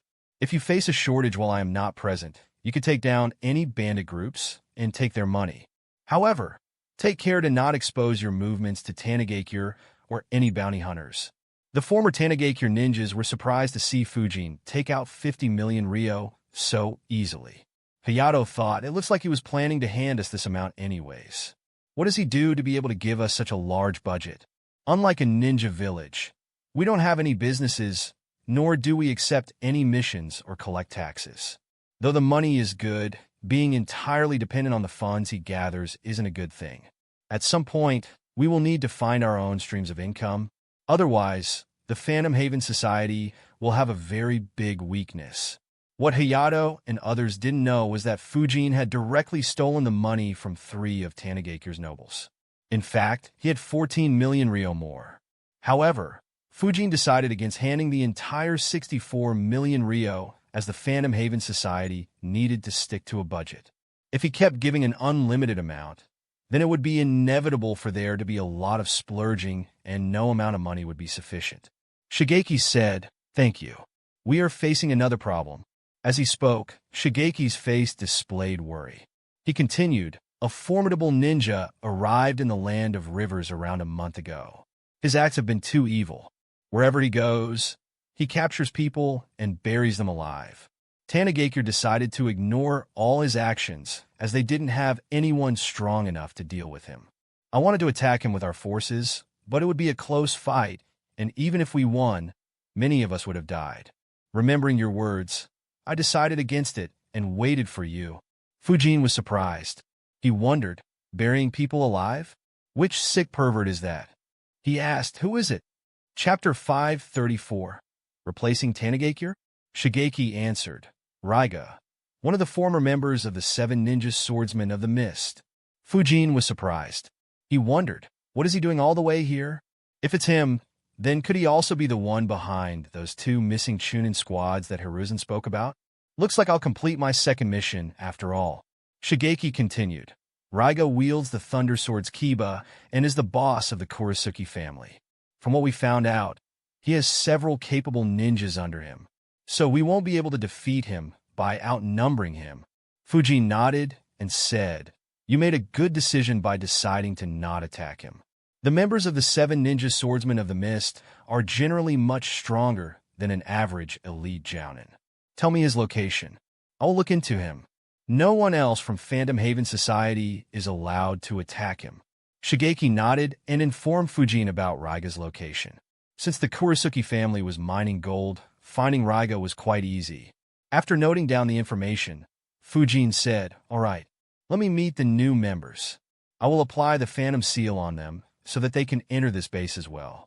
Others can wait here for us to return. Fujin and Shigeki left. En route, Fujin asked, how is your training progressing? Fujin was quite impressed with Shigeki the last time he sparred with him. As a result, he had given him some jutsus and a few tips. Shigeki answered, it's going great thanks to you. I can now flicker without making hand seals, though the distance is still quite short. I also learned the pressure damage and the blades of wind jutsus. I am currently working on learning how to use the blades of wind jutsu without making hand seals. It will allow me to attack an enemy suddenly. Fujin nodded and said, good work. Continue training your body flicker and blades of wind jutsu. Also, take a look at this book. It might help you become much stronger. He handed Shigeki a book. Shigeki accepted and opened it. His eyes widened as Fujin said, one of my colleagues had wind and water affinity as well. He spent several decades trying to fuse the 2 elements in order to create the ice release Kekkei Genkai. Unfortunately, he didn't succeed. This book has all the information about what he did. You could use it to try and fuse the elements yourself. Perhaps you might be lucky. However, do it only after you can't improve your water and wind release anymore. After all, there is no guarantee that you'll be able to succeed in doing this. Fujin had created a few copies of the book he had received from Konde Kunio in the Land of Frost. Since he didn't have a good water affinity, the book hadn't been very useful for him. However, it was still a very valuable book. In the eyes of Shigeki, it was a treasure. Shigeki immediately thanked Fujin and promised him to do his best to learn it. After receiving so much help from Fujin, he didn't expect to receive something so valuable. The two reached the mini base, and Fujin applied the seal on everyone after a slight talk and explaining the phantom will to everyone. He paid special attention to ensuring that he made a lasting impression on the kids. They transferred everyone to the main base. Fujin stayed for around half a day in the main base, ensuring that everything was functioning well. He inspected the newly constructed buildings and facilities and also checked out the library, which had quite a few scrolls added, as the members had added some jutsus that they knew but weren't in the library. He also inquired about what they had come up with to collect information and gave some tips to improve and expand it rapidly. It was the aspect that he was the most interested in. The Phantom Haven Society already had created a small spy network. However, it was very rudimentary and only existed in some rural parts of the Land of Rivers. Even then, this small spy network had already shown results. Shigeki and the others had obtained Raiga's information thanks to this rudimentary spy network. Even though the news made Phantom Haven members feel a headache, it was very beneficial information for Fujin. After ensuring that everything was in order, Fujin left.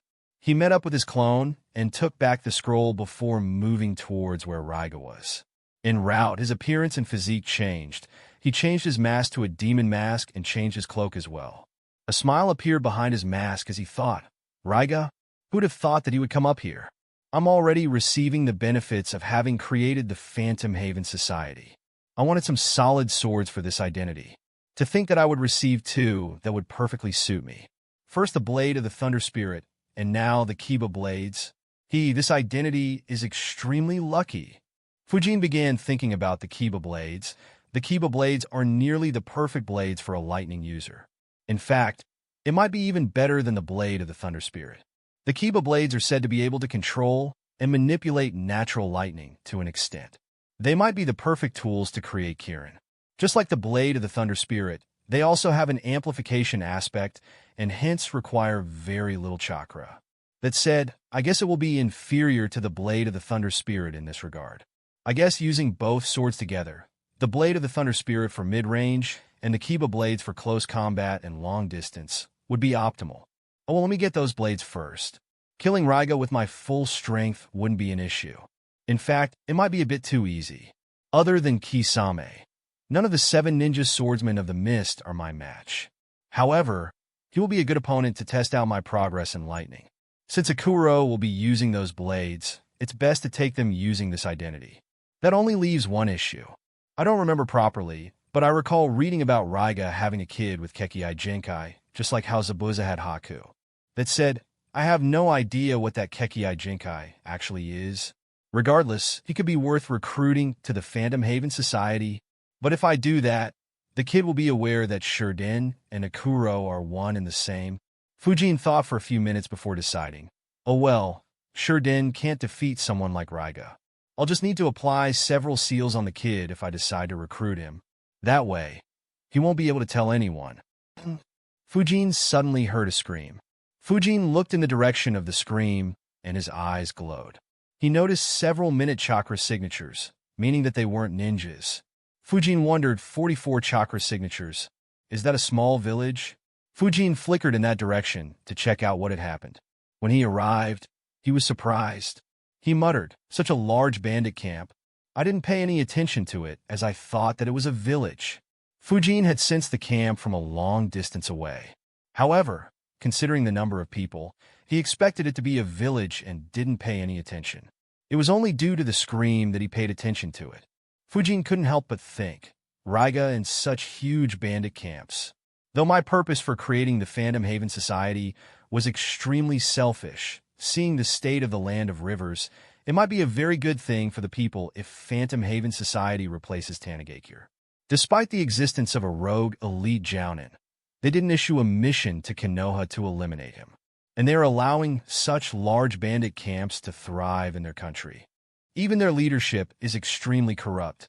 In fact, it is probably the second most corrupt after Kusagakure. Fujin shook his head in disappointment. He muttered, "The next time I visit Tanagakure, I'll plunder it entirely." Immediately, the blade of the Thunder Spirit appeared in his hand. Several lightning bolts moved towards the bandit camp. Before anyone understood what was happening, every bandit was knocked out due to being zapped by lightning. The 12 captive girls, who were being tortured, were shocked to see the sudden change. It caused them to be even more afraid and become silent, as something had knocked out the strong bandits that had been harassing their village for months. Suddenly, a sound filled the air. "Get dressed and leave." The girls didn't need to be told a second time. Everyone immediately got dressed and rushed out of the camp. They hurried towards their village. Fujin sent a shadow clone to take care of the few people he detected along the path the girls took in case they were bandits as well. He looked at the bandits who were unconscious and muttered, "Looks like I have more than enough test subjects." Chapter 535, Fiery Hell. Fujin approached a bandit. The 8 trigrams divination seal appeared on his right palm as he placed the palm on the bandit's abdomen. Immediately, a seal formed on his abdomen. The bandit, who was still unconscious, winced but didn't wake up. Fujin observed the seal and analyzed. "That looks about right. Now let me see how it works." Fujin placed his palm on the seal and inserted some chakra in it. In an instant, the scenery around him changed. Fujin looked around. He was standing in what seemed to be an abandoned cave. The entrance of the cave was locked behind a large gate. Fujin observed, as I guessed, the 8 trigrams divination seal allows us to access a spiritual space within ourselves. A spiritual space that can be used to seal up massive-tailed beasts. The 4-symbol seal can also create such a spiritual space, but it isn't flexible. Only the person and the sealed being can access it, and it doesn't create such a space when there is nothing sealed inside. Anyway, it looks like its appearance differs from person to person. This guy's spiritual space looks like a cave. I wonder what it will look like for others. Fujin immediately began testing it out on the other bandits. As he expected, everyone had a different type of spiritual space. Some had plain grasslands, some had buildings, some had mountains, a couple had sea, and so on. Satisfied with his experiments, Fujin thought with a smile, "I haven't made any mistake while creating it. The 8 trigrams divination seal is perfect. Now, I can finally move on to the next step, and the difficult part. That is, to improve this seal further. To create a seal that no one has done before. If I can make it as I envisioned, then I could increase my power exponentially. At the very least, I'll be a step ahead of every rank S ninja. Only the likes of Hashirama and Madara will be stronger than me. Unfortunately, this will be very difficult and could be risky. Not to mention, I have to ensure absolute secrecy. And I need something weaker to test the more advanced seal on. Fortunately, I will have a perfect opportunity not too long from now. I just have to prepare the seal by then." Fujin's smile faded away as he began planning for the future. His eyes landed on the bandits. His hands moved like a blur, weaving a set of hand seals. Chakra began emitting from his body. Instead of turning into the wind, it turned the surroundings extremely hot. In the blink of an eye, the entire camp caught fire. The houses in the camp, the unconscious bandits, and any other object in the camp began burning. The pain caused every bandit to wake up. Their noses were immediately bombarded with the smell of burning flesh. In a fraction of a second, their brains registered the pain they were feeling. Terrified screams full of pain and fear could be heard for hundreds of meters around the camp. Unfortunately or fortunately, there was no one around to hear it.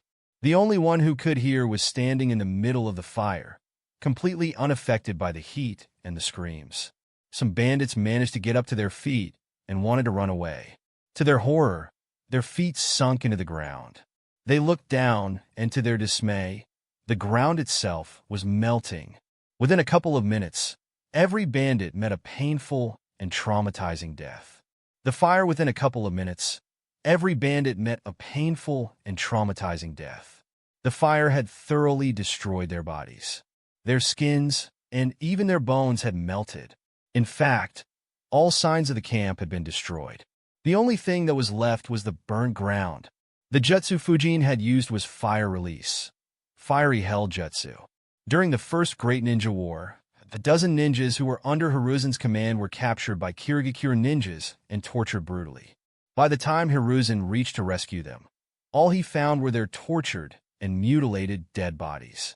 It was then that Hiruzen had created this jutsu to take revenge for his fallen comrades.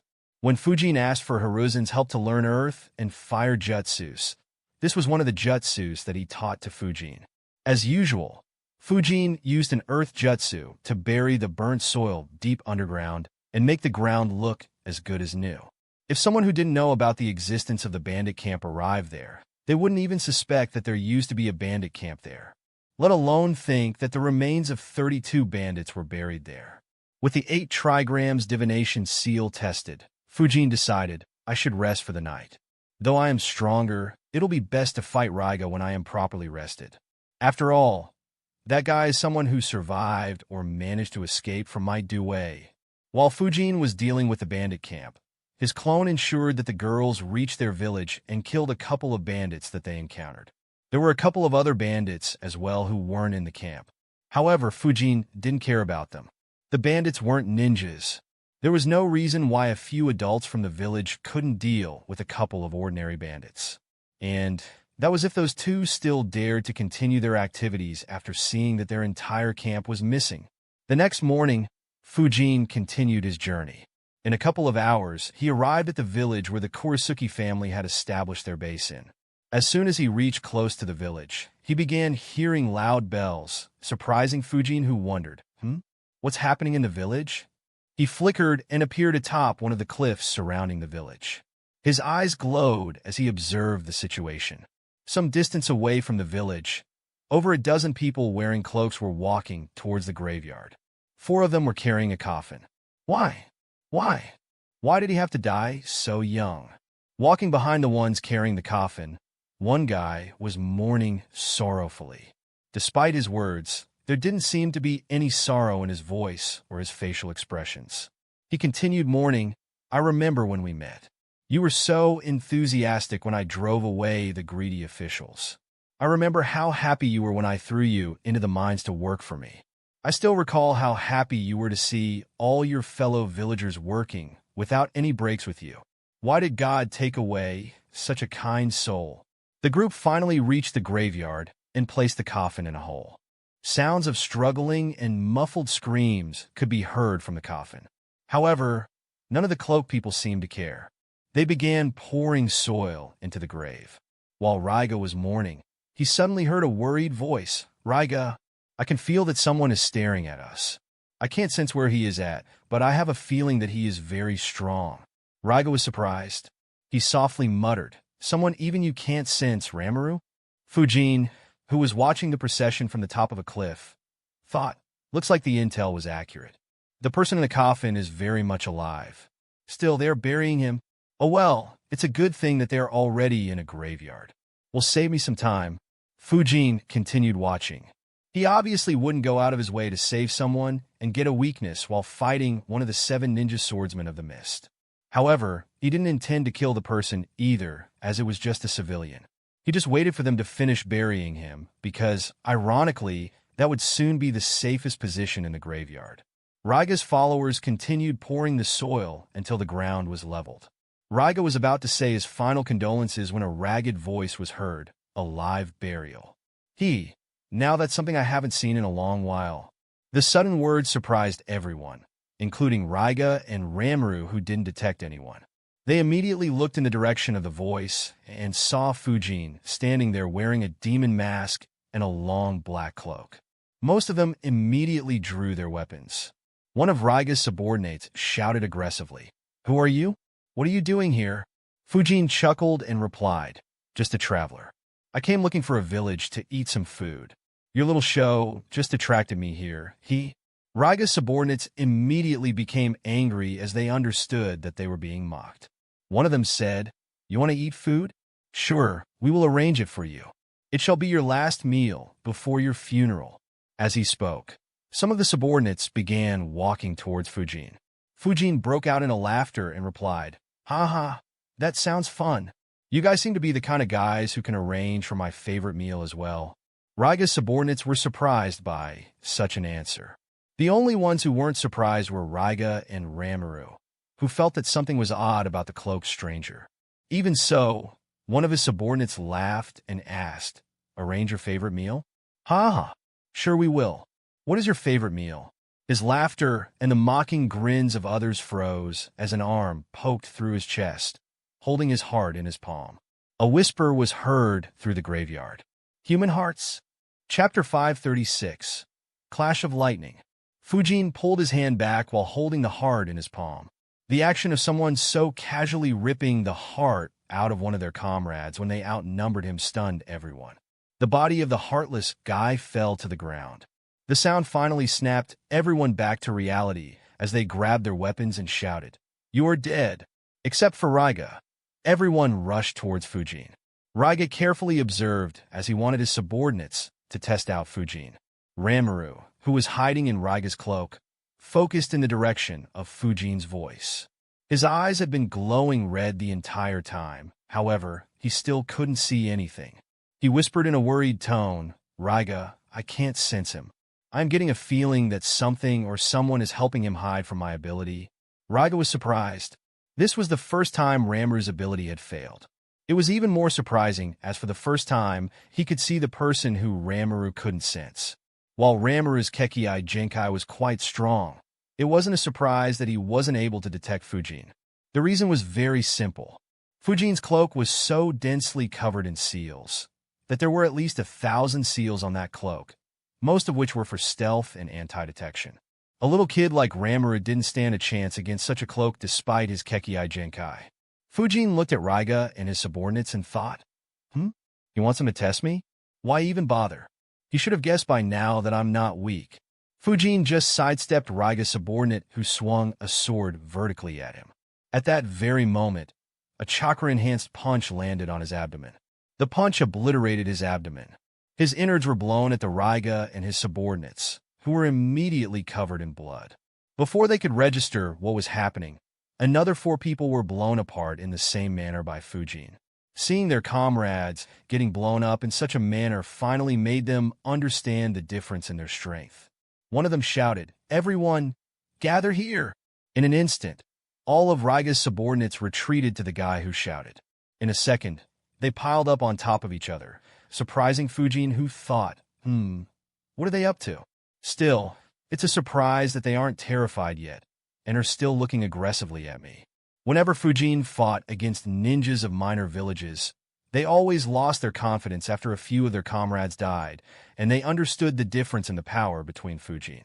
They generally lost their will to fight and would escape in different directions to survive. To his surprise, these ninjas weren't afraid to that degree. He looked at Raiga and wondered, is it because they are backed by a former swordsman of the mist? The guy, who had shouted earlier, shouted again, "Ninja art. Black tornado." Raiga's subordinates, who had piled on top of each other, spread their arms apart. Retractable blades appeared in their arms, and they began spinning at a very fast speed. Their spinning made them look like a black tornado, which quickly moved towards Fujin. Fujin was surprised by the jutsu and moved back for the first time and wondered, it looks like a copy of the Inuzuka technique. The question is, how sharp are those blades? Fujin received the answer very quickly as he saw the tornado cutting a boulder in half. His eyes glowed as he observed, not bad at all. Chakra is flowing through each of those swords. However, their control isn't very good. It looks like Raiga has been training them to an extent at least. Oh well, whatever. This is enough entertainment. Senbons appeared in Fujin's hands. Fujin charged them with lightning and threw them in one smooth action. Despite the ninjas spinning at a high speed and being covered by the tornado and the spinning swords, all 8 senbons pierced through 8 heads in the blink of an eye. Less than a second later, The ones who were still alive had their heads pierced as well. The tornado stopped, and their dead bodies flew in every direction due to the momentum of their bodies. Raiga's expression became very serious. He analyzed lightning release and such speed. His strength is very high as well. Is he from Kumovicure? Two short blades appeared in Raiga's hands. Fujin's eyes immediately fell on them. He chuckled and said, "To just watch your subordinates getting slaughtered. It seems like you really do love funerals. Should I wait for you to complete their funerals, or are you impatient enough for your own?" Raiga asked with a grim expression. "Who are you? You couldn't have just arrived here by chance. What do you want?" Fujin replied nonchalantly, "I am a Kuro. I am looking for some capable subordinates, and I heard that a strong ninja was staying here. To be honest, I am disappointed so far. But I suppose I can give you some opportunities to prove yourself. So, are you willing to follow me?" Fujin's words immediately enraged Raiga. While Fujin had displayed some strength, it was far from the level of making someone like Raiga feel threatened. His words were just an insult. He raised his swords and shouted, "Do you think that just killing those fodder would frighten me, a former member of the 7 Ninja Swordsmen of the Mist?" Lightning Burial. Banquet of Lightning, Raiga unleashed the lightning flowing through the Kiba blades towards Fujin. It cut through the atmosphere and moved towards Fujin.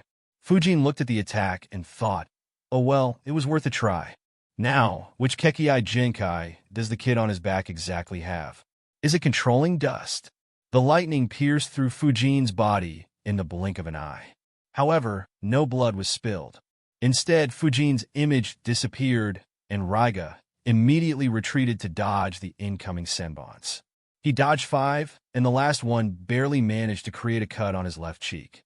He cursed, "These senbons are too fast. I have to be careful that they don't hit left cheek." He cursed, "These senbons are too fast. I have to be careful that they don't hit Ramuru." From the corner of his eye, Raiga noticed Fujin moving rapidly towards him. He pointed one of his blades towards Fujin. Lightning release. Lightning ball jutsu, he fired a lightning ball at Fujin. At the same time, the blade of the Thunder Spirit appeared in Fujin's hand, but stayed hidden under his sleeves. Fujin pointed it at the incoming lightning ball. Lightning release.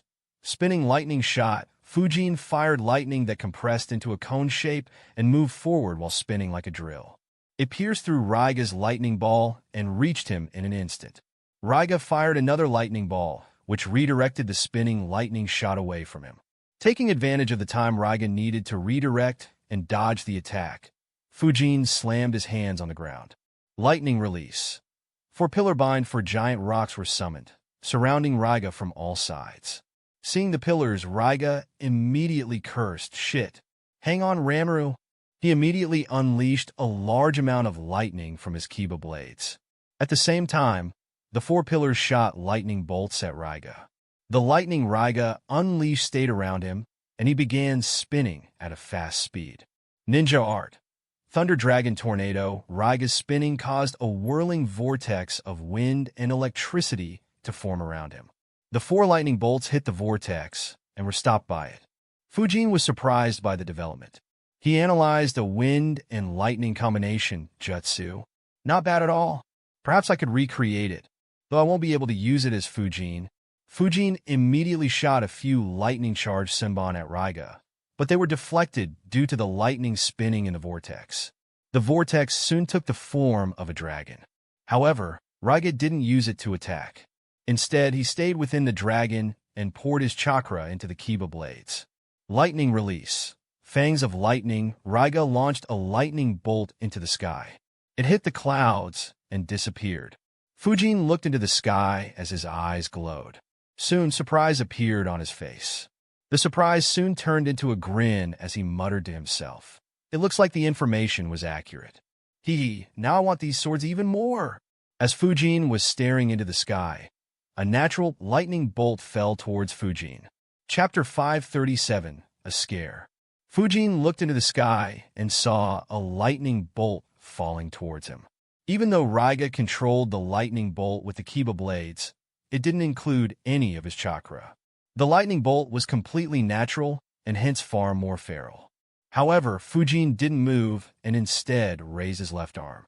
A loud sound like the chirping of birds was heard as Fujin intercepted the lightning bolt with Chidori. Raiga watched with widened eyes as he saw Fujin cutting the lightning strike. He immediately launched the Dragon Thunder Tornado towards Fujin. Behind his mask, a wide grin appeared on Fujin's face. He thought, I always wanted to try this. The lightning cutter indeed. Now what else can those swords do? Fujin saw the Dragon Thunder Tornado coming towards him. At the same time, his glowing eyes noticed some red dust within the tornado. Fujin's left palm clenched into a fist as he punched the ground in front of him with a lot of strength. The chakra-enhanced punch completely wrecked the ground, creating a giant crater. At the same time, several rocks were launched out of the ground and hit the Dragon Thunder Tornado, disrupting it completely and stopping it from approaching Fujin any longer. The red dust was also sent in the opposite direction. The impact was so strong that the force of the punch caused even the ground under Raiga's feet to collapse. He immediately flickered away while thinking, who is this guy? He uses lightning-charged weapons like Kimo ninjas, can cut lightning like the copy ninja, and has the same monstrous strength as Konoha Sannin. Did he come all the way here to just insult me and mess up with my plans? Raiga didn't get any time to think about the answers to his questions as more lightning-charged senbons were launched at him. He dodged a few and blocked the rest with his sword. Behind us, Raiga's eyes widened as he heard Ramaru's voice and sensed a massive chakra. He turned around and saw a massive lightning wave coming towards him. Fujin had used the amplification of the blade of the Thunder Spirit to amplify a supercharged false darkness jutsu to a ridiculous level. Raiga instinctively used Fong of lightning jutsu and flickered away. A lightning bolt fell from the clouds on Fujin. However, Fujin just sidestepped the lightning strike and controlled the false darkness jutsu to chase after Raiga. Raiga continued running away while launching more lightning fangs on Fujin, who continued sidestepping the lightning strikes and focused on hunting Raiga. Raiga immediately realized, I can't continue this. I can only dodge a few more times before being hit, but he looks like he can dodge me all day. Not to mention, I'll run out of chakra very quickly at this rate. Raiga used the Fong of lightning once again. This time, Fujin was surprised. Instead of being aimed at him, the lightning was aimed at Raiga himself. Raiga raised his swords and let the lightning strike hit himself. A fraction of a second later, the amplified false darkness jutsu hit Raiga, creating an explosion. However, there was no joy on Fujin's face. Instead, he was confused. Fujin could sense that neither Raiga nor Ramaru were injured. He wondered, what the hell happened? Did he somehow use that lightning strike to neutralize my attack? But how? That lightning strike fell a few moments before my jutsu landed. As the dust and smoke due to the explosion cleared, Fujin's eyes widened. Fujin, who had been completely assured of his victory and quite relaxed in the fight, suddenly raised his guard to the maximum. In a flash, one of the seals on his bracer lit up and 4 dozen kunai appeared. Each of them was launched into the surroundings and dug into the ground. While the kunai looked normal, it had one speciality that others couldn't notice. Each of the kunai had a special mark, the Flying Thunder God mark. And the reason why Fujin resorted to it was due to what he was seeing. In front of him were Raiga and Ramaru covered in lightning armor. It looked very similar to the Reikich's lightning chakra mode. Fujin cursed, what the fuck? Since when did Raiga learn the lightning chakra mode? What the hell is he doing in this remote place if he is this strong? Shit, this fight will be a lot more difficult. I can't hold back. I might need to use everything at my disposal. Fujin knew fully well how ridiculously strong Reikich's lightning chakra mode was. It provided the ninja with ridiculous speed and defenses along with a strong attacking power. As fast as he was, Fujin wasn't arrogant enough to think that he could keep up with that without resorting to Flying Thunder God. He didn't think that his lightning jutsus would be able to pierce through those defenses either. He saw no choice but to stop hiding his wind jutsus. Fujin had only one jutsu that could guarantee a kill against the Cloak of Lightning. That was the Raisin Shuriken. However, his clones needed a long time to create it, which would allow Raiga to dispel his clones long before they created the jutsu. Hence, he could only hope that the vacuum jutsus would work. Raiga immediately noticed the change in Fujin's attitude and wondered, why did he become so alert all of a sudden? He softly asked, Ranmaru, can you see him now? Ranmaru replied, I still can't see him. I can only sense him when he builds up a high amount of chakra. Also, I can hear his movements now. I will be able to spot him in the mist. Raiga replied, good. I'll test his close combat first.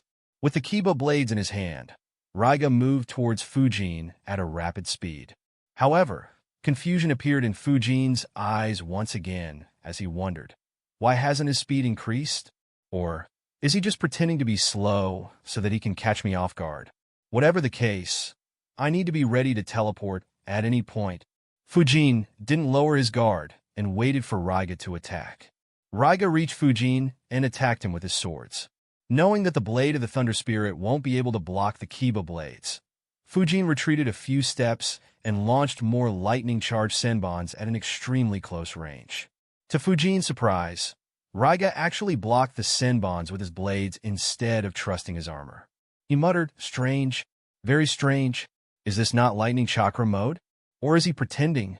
Raiga continued moving towards Fujin. Fujin moved towards him as well and launched more senbons simultaneously, forcing Raiga to block again. While he blocked, Fujin landed a kick on Raiga's right side.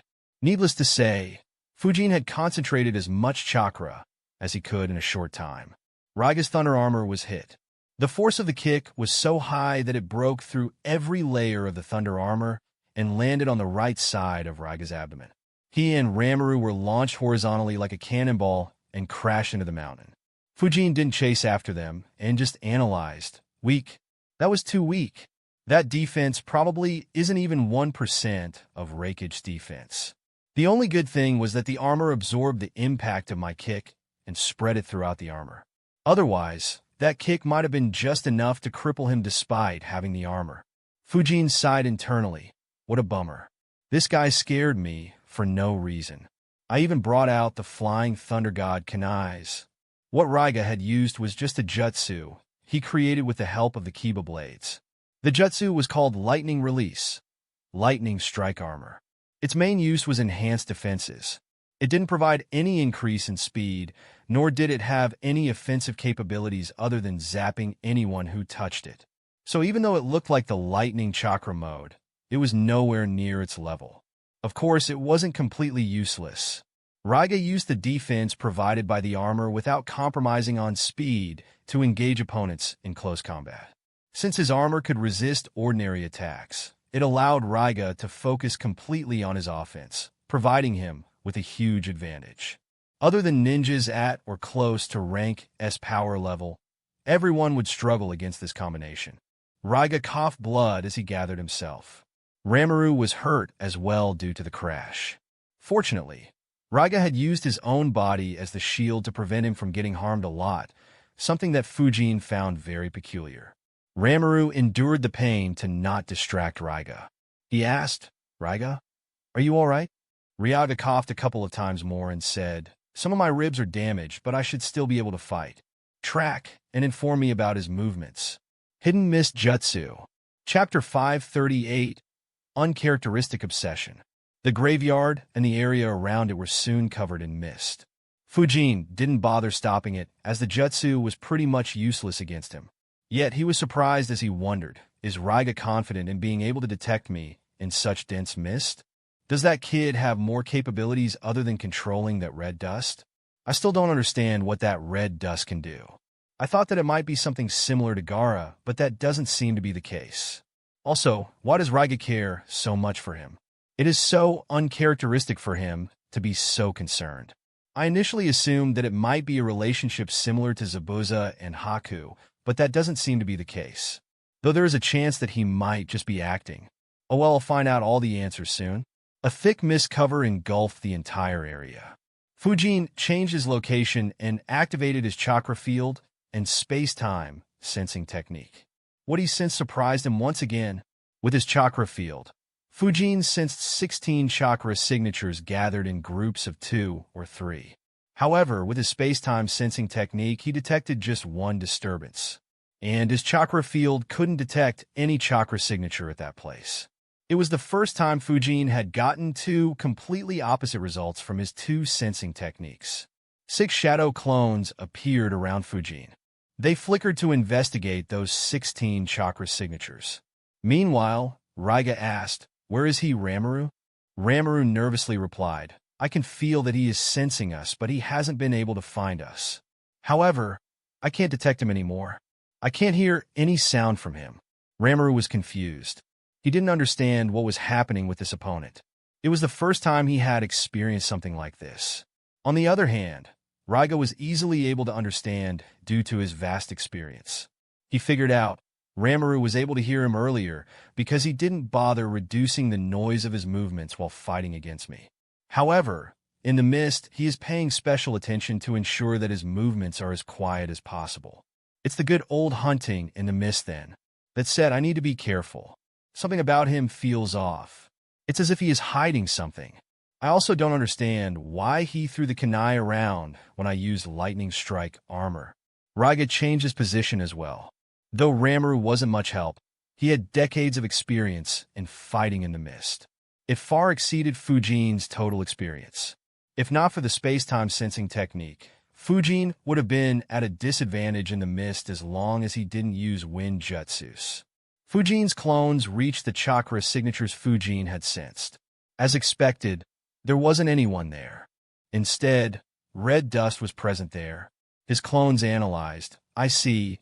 The red dust can cloud my judgment of chakra. It can create fake chakra signatures and can probably hide the real chakra signatures as well. No wonder my chakra field didn't sense their real bodies. Still, this ability means that they think that I can't sense them." Fujin's clones dispelled themselves and sent the memories back to him.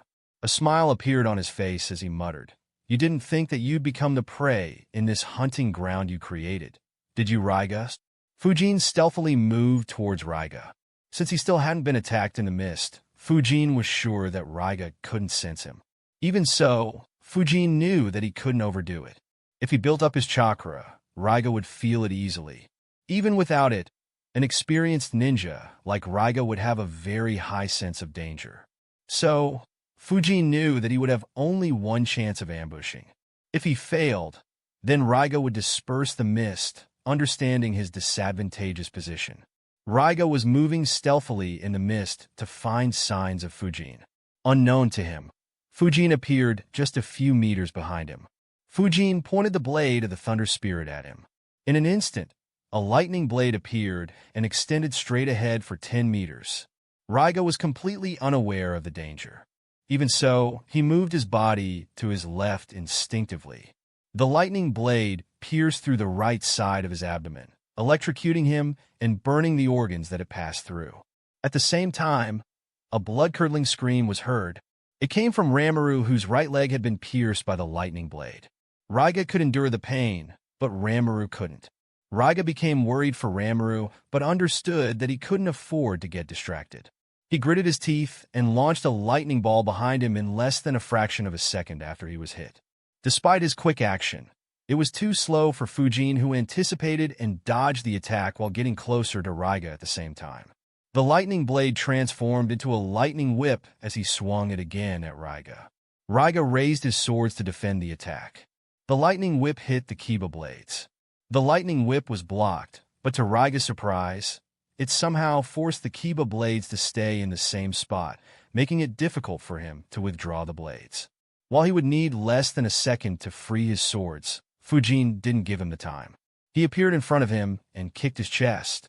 The chakra-concentrated kick brutally damaged his chest, destroying several ribs and damaging his lungs, and even his heart. He spat blood as he flew backwards, leaving his blades with the lightning whip. Ramaru, who was in a bag on his back, was also sent flying away from him as well. Fujin created 2 shadow clones. One flickered to Ramaru while the other followed Raiga.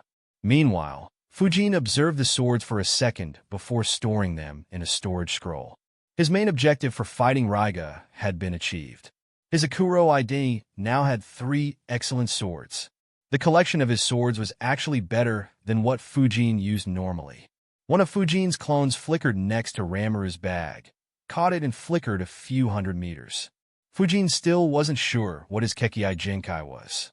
Knowing the deadly techniques that existed in the Naruto world, he wasn't interested in becoming arrogant and taking any needless risk. His other clone flickered next to Raiga and slammed his palm on his abdomen. It caused Raiga even more pain. More importantly, the self-cursing seal was applied on his abdomen, restricting his movements and access to his chakra. However, instead of being concerned about his situation, Raiga's mind was focused on Ranmaru, who was launched away from him. Despite being restricted by the cursed seal and in great pain, he still managed to open his mouth and frantically asked, "Ranmaru, where is Ranmaru?" This development surprised Fujin once again. He thought, his personality doesn't entirely match with Konoha's intel. To think that someone as sick and bloodthirsty as him would be more concerned about a kid's life other than his own. Not to mention, that kid isn't his either. Raiga increasingly became more frantic. Had he not been critically injured, he might have broken the cursed seal with just his will. Suddenly, he heard Fujin's voice, "Raiga Kurisuke, one of the 7 ninja swordsmen of the mist known for your brutality and bloodthirsty nature. To think that you would be so attached to a child. I have to admit, that isn't something I expected." Fujin's eyes glowed while he talked. He was inspecting Raiga, wondering whether he was under any influence. However, he didn't find anything strange. Yet, he couldn't help but feel that something was wrong with Raiga. His obsession with the kid seemed very unnatural. He couldn't help but think, don't tell me Orochimaru's fetishes have been spreading throughout Kiri. That would be a rather disturbing sight. Raiga couldn't care less about Fujin's confusion and kept shouting, "What did you do with Ranmaru? Bastard! Who even are you? Why did you come here to separate me and Ranmaru? Unnatural. This is too unnatural." Fujin thought. He said, "Tell me who that kid is, what his abilities are, and why you are so concerned about him. If you can convince me, I'll let you meet him." Raiga immediately said, "He is my family. He is the only one who completes me. Bring him too."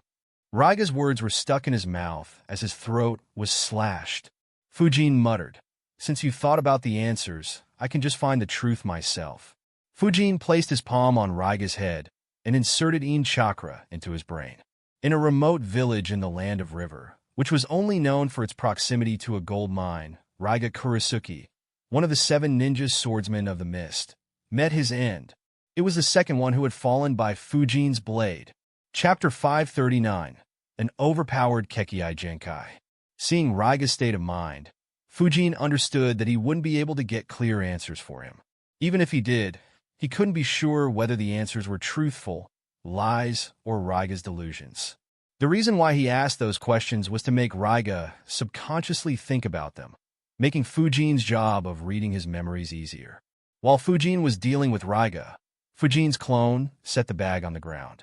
His eyes glowed as he observed, "The bag is full of red dust, making it difficult for me to sense. Oh well, let me see what ability this kid has and how he made someone as heartless as Raiga be so concerned about him."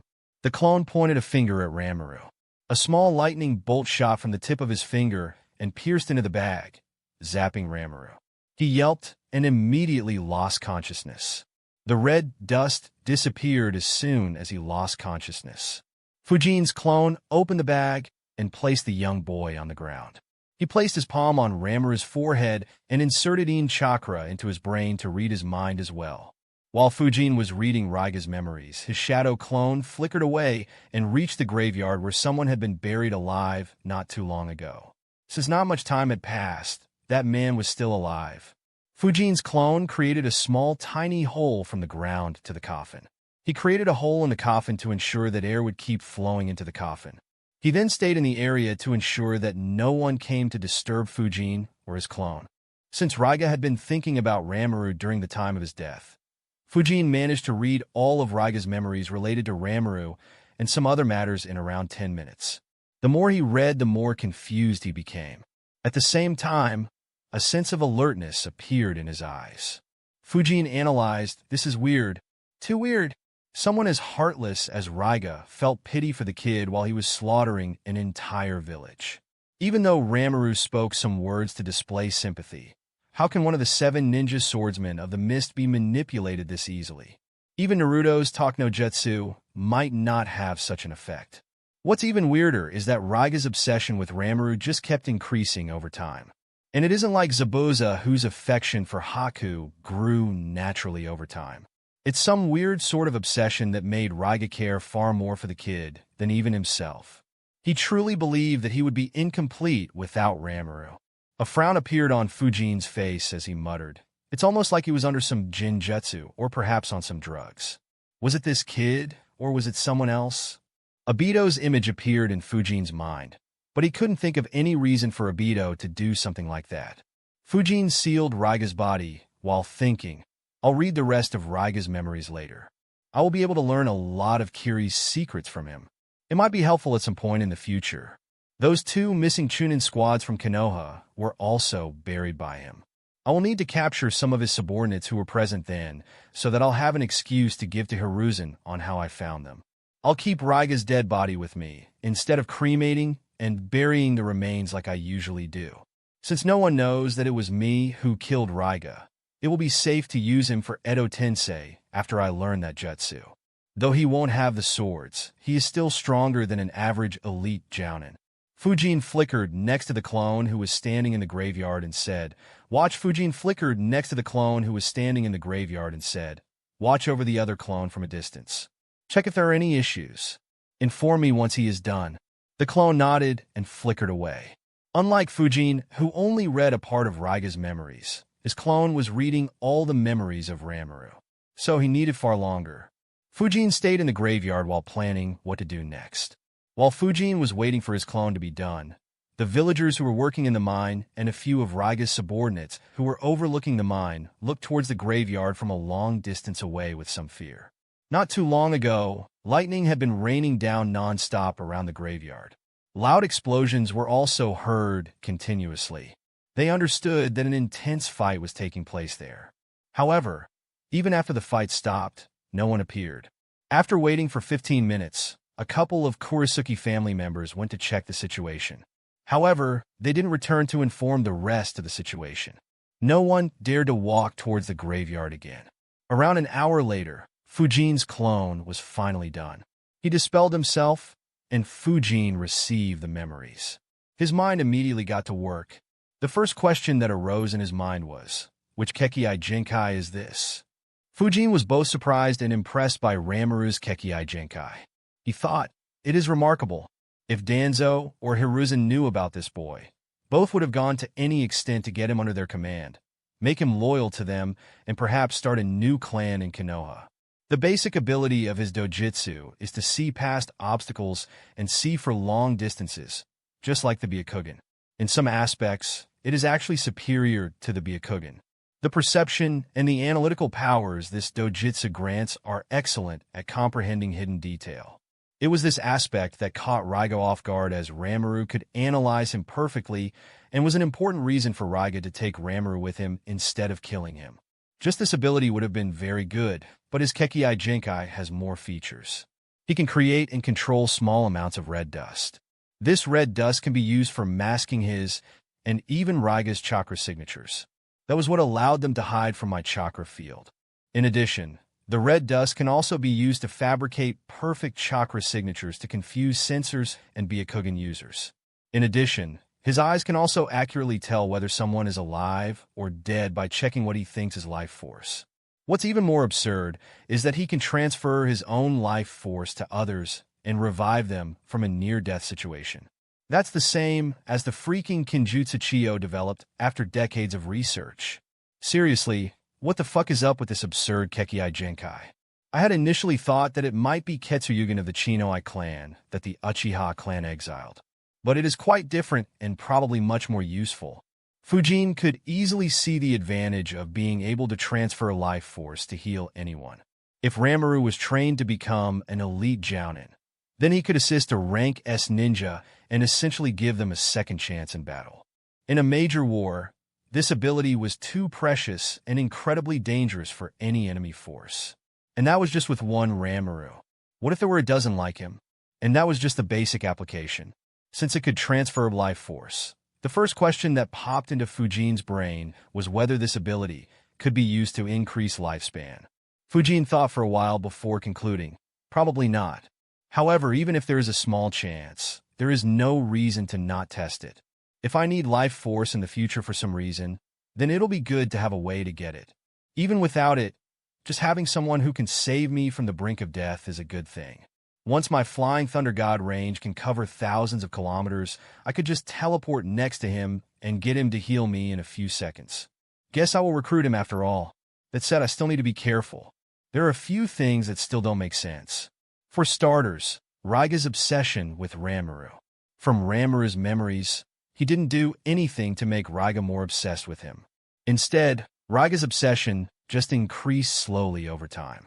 It became so big that it was the main reason for him to leave Kirigakure and become a rogue ninja. He came all the way here to create a new faction where the two of them would be in charge of everything. So either Raiga developed some mental problems, or Ranmaru used some ability subconsciously to influence Raiga and make him more obsessed. Considering Ranmaru's past, I'd say that it is the latter. Chapter 540, Creating a Kekii Genkai? Fujin continued analyzing. Before he met Raiga, Ranmaru was a crippled orphan who couldn't walk. While it is understandable for everyone to feel pity for him, the amount of help he got from the villagers increased significantly once he awakened the red dust ability. Until he exposed his abilities and scared everyone away, the village was obsessed with ensuring his well-being. The only difference is that they weren't as obsessed as Raiga, but that could be because none of them spent as much time with him as Raiga. If it is a part of his Kekii Genkai, then that would mean that he has some means of mentally influencing those who come in contact with him. I have a feeling that this is the feature of that red dust due to that incident, though I could be wrong. Regardless, I will have to be mindful of my feelings when interacting with him. If it feels like I am getting influenced, then I'll be better off killing him on the spot. If I leave him in the Phantom Haven with this broken ability, I'll lose control of the organization very easily. It's not something I want to see. Another thing that doesn't make any sense is this Kekii Genkai itself. There is no record of such a Kekii Genkai in Konoha's library. It could mean one of three things. The first possibility is that the previous users of this Kekii Genkai died centuries ago, and this Kekii Genkai has been lying dormant since then. The second is that all the users of this Kekii Genkai hide it, sort of like the Jashin priests who stay hidden from public view. And the last possibility is that this Kekii Genkai has been created by that kid. If he managed to create this Kekii Genkai without any bloodline, then Fujin's breathing became slightly rougher as he realized the implications of it. Fujin had long wanted to create a Kekii Genkai. Even though he had been busy and couldn't invest much time to actually try it, Fujin did think of it quite frequently and did some small experiments. Unfortunately, he never had any luck. As a result, Fujin understood very well how difficult it was to create Kekii Genkai when you didn't have the bloodline. And that was when Fujin tried to recreate an already existing Kekii Genkai with elements that he had practiced for years. If he were to try creating a Kekii Genkai that didn't exist in that world, the difficulty level might increase by several hundred times. Fujin analyzed. If that is the case, then this kid is an unprecedented talent. In the current generation, only Naruto and Sasuke would be more talented. He might give me clues on how to actually create a Kekii Genkai. Looking at his past, he obviously couldn't create the Kekii Genkai on purpose. If he did create it, then it was created subconsciously. And the Kekii Genkai that was created perfectly suits his needs. And somehow, the Kekii Genkai kept evolving to suit any more of his desires. The first aspect of the Kekii Genkai that manifested was the red dust. It actually manifested one day when he had been starving for several days and would have likely died if no one fed him. However, once the red dust manifested, everyone in the village slowly began caring for him. Due to being born as a cripple, he couldn't go outside to see the outside world. He yearned to see the outside world. And the second ability that he developed allows him to see through obstacles and for long distances like the Byakugan. Finally, he discovered his ability to supply life force when Raiga was critically injured one day, and he saved his life by transferring his life force and healing Raiga. This makes me wonder whether this Kekii Genkai still has any scope to improve. If so, then how far can it go? Fujin was tempted to see that. Unfortunately, he couldn't stay with Rimuru for a long time to test it out. Taking him back to Konoha was out of the question, as Hiruzen would take him. Keeping him in Phantom Haven was risky as well due to his ability. That more or less eliminated the two identities that Fujin could use. As for his third identity, that was the identity that killed Raiga. There was no way in hell Rimuru would follow Akuro. Fujin thought for some time before coming up with a plan. He muttered, "I guess that's the only choice." Fujin flickered and appeared next to the unconscious Rimuru. His last clone had been keeping an eye on Rimuru the whole time. Several seals appeared on Fujin's palm, which were quickly placed on Rimuru. For the next half an hour, Fujin carefully placed seals on Rimuru's body. Once he was done, he checked the seals a couple of times before nodding. He extended 2 fingers and tapped on Rimuru's forehead.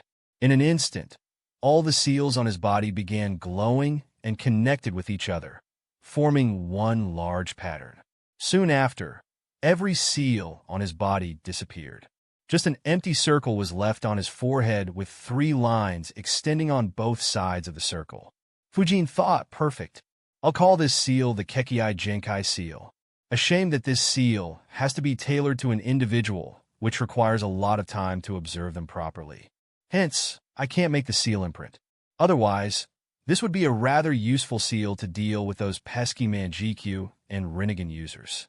Regardless, from today onwards, he won't be able to use his Kekkei Genkai abilities unless I lift this seal. This should stop whatever it is that makes people obsessed with him. If it doesn't, then killing him would be the only option. That said, even though he can't remove the seal, another Grandmaster can do so easily. I'll have to add my imprint on the seal to prevent others from doing so. However, that requires his permission. A sparkle appeared on Fujin's finger, and a small electric shock hit Rimuru. It wasn't painful, it just forced him awake. As soon as his eyes opened, he saw the person who they were fighting against. Rimuru quickly looked around, but couldn't see Raiga. Fearing the worst, he asked, "Where is Raiga?" Fujin replied in a single word, "Dead." Rimuru's eyes widened for a moment before going back to normal. Fujin's clone had knocked Rimuru out a few seconds before Fujin had killed Raiga. So Rimuru didn't sense his death. Rimuru looked at Fujin and said, "I was born as a cripple. Until I met Raiga, my life had no meaning. When we met, I became his eyes and ears while he became my hands and feet. Together, we explored the world. Raiga and I were finding the meaning of our lives by living for each other. We were convinced that we found the answer. That's why, if Raiga is gone, I have no reason to live. Without him, I have no purpose in this world, no cause to exist. There is no need for me to be here any longer. You can kill me and set me free." Rimuru's choice of words surprised Fujin. He thought, interesting. Even though he is accepting his fate, his choice of words will inevitably invoke a sense of sympathy within most people. Combined with that red dust ability, no wonder Raiga spared him. I wonder how it would have impacted me had I not sealed his abilities. Seeing that Fujin wasn't doing anything, Rimuru said, "Go on. Why do you hesitate?" Fujin chuckled and replied in his heavy voice, "You're an interesting kid." Fujin chuckled and replied in his heavy voice, "You are an interesting kid. I never expected that a child would accept his death so calmly. Perhaps if Raiga was as calm as you, he might have still been alive."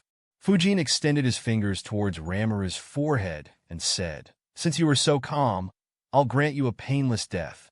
Rimuru closed his eyes as Fujin's fingers touched his forehead. However, he didn't feel anything else. It was as if it was an ordinary tap. Fujin just took the opportunity of Rimuru's willingness to accept death to apply his imprint on the Kekkei Genkai seal, ensuring that no one could remove his seal any longer. He chuckled internally while thinking, "Well, look at that. He is actually willing to die." There was no resistance at all.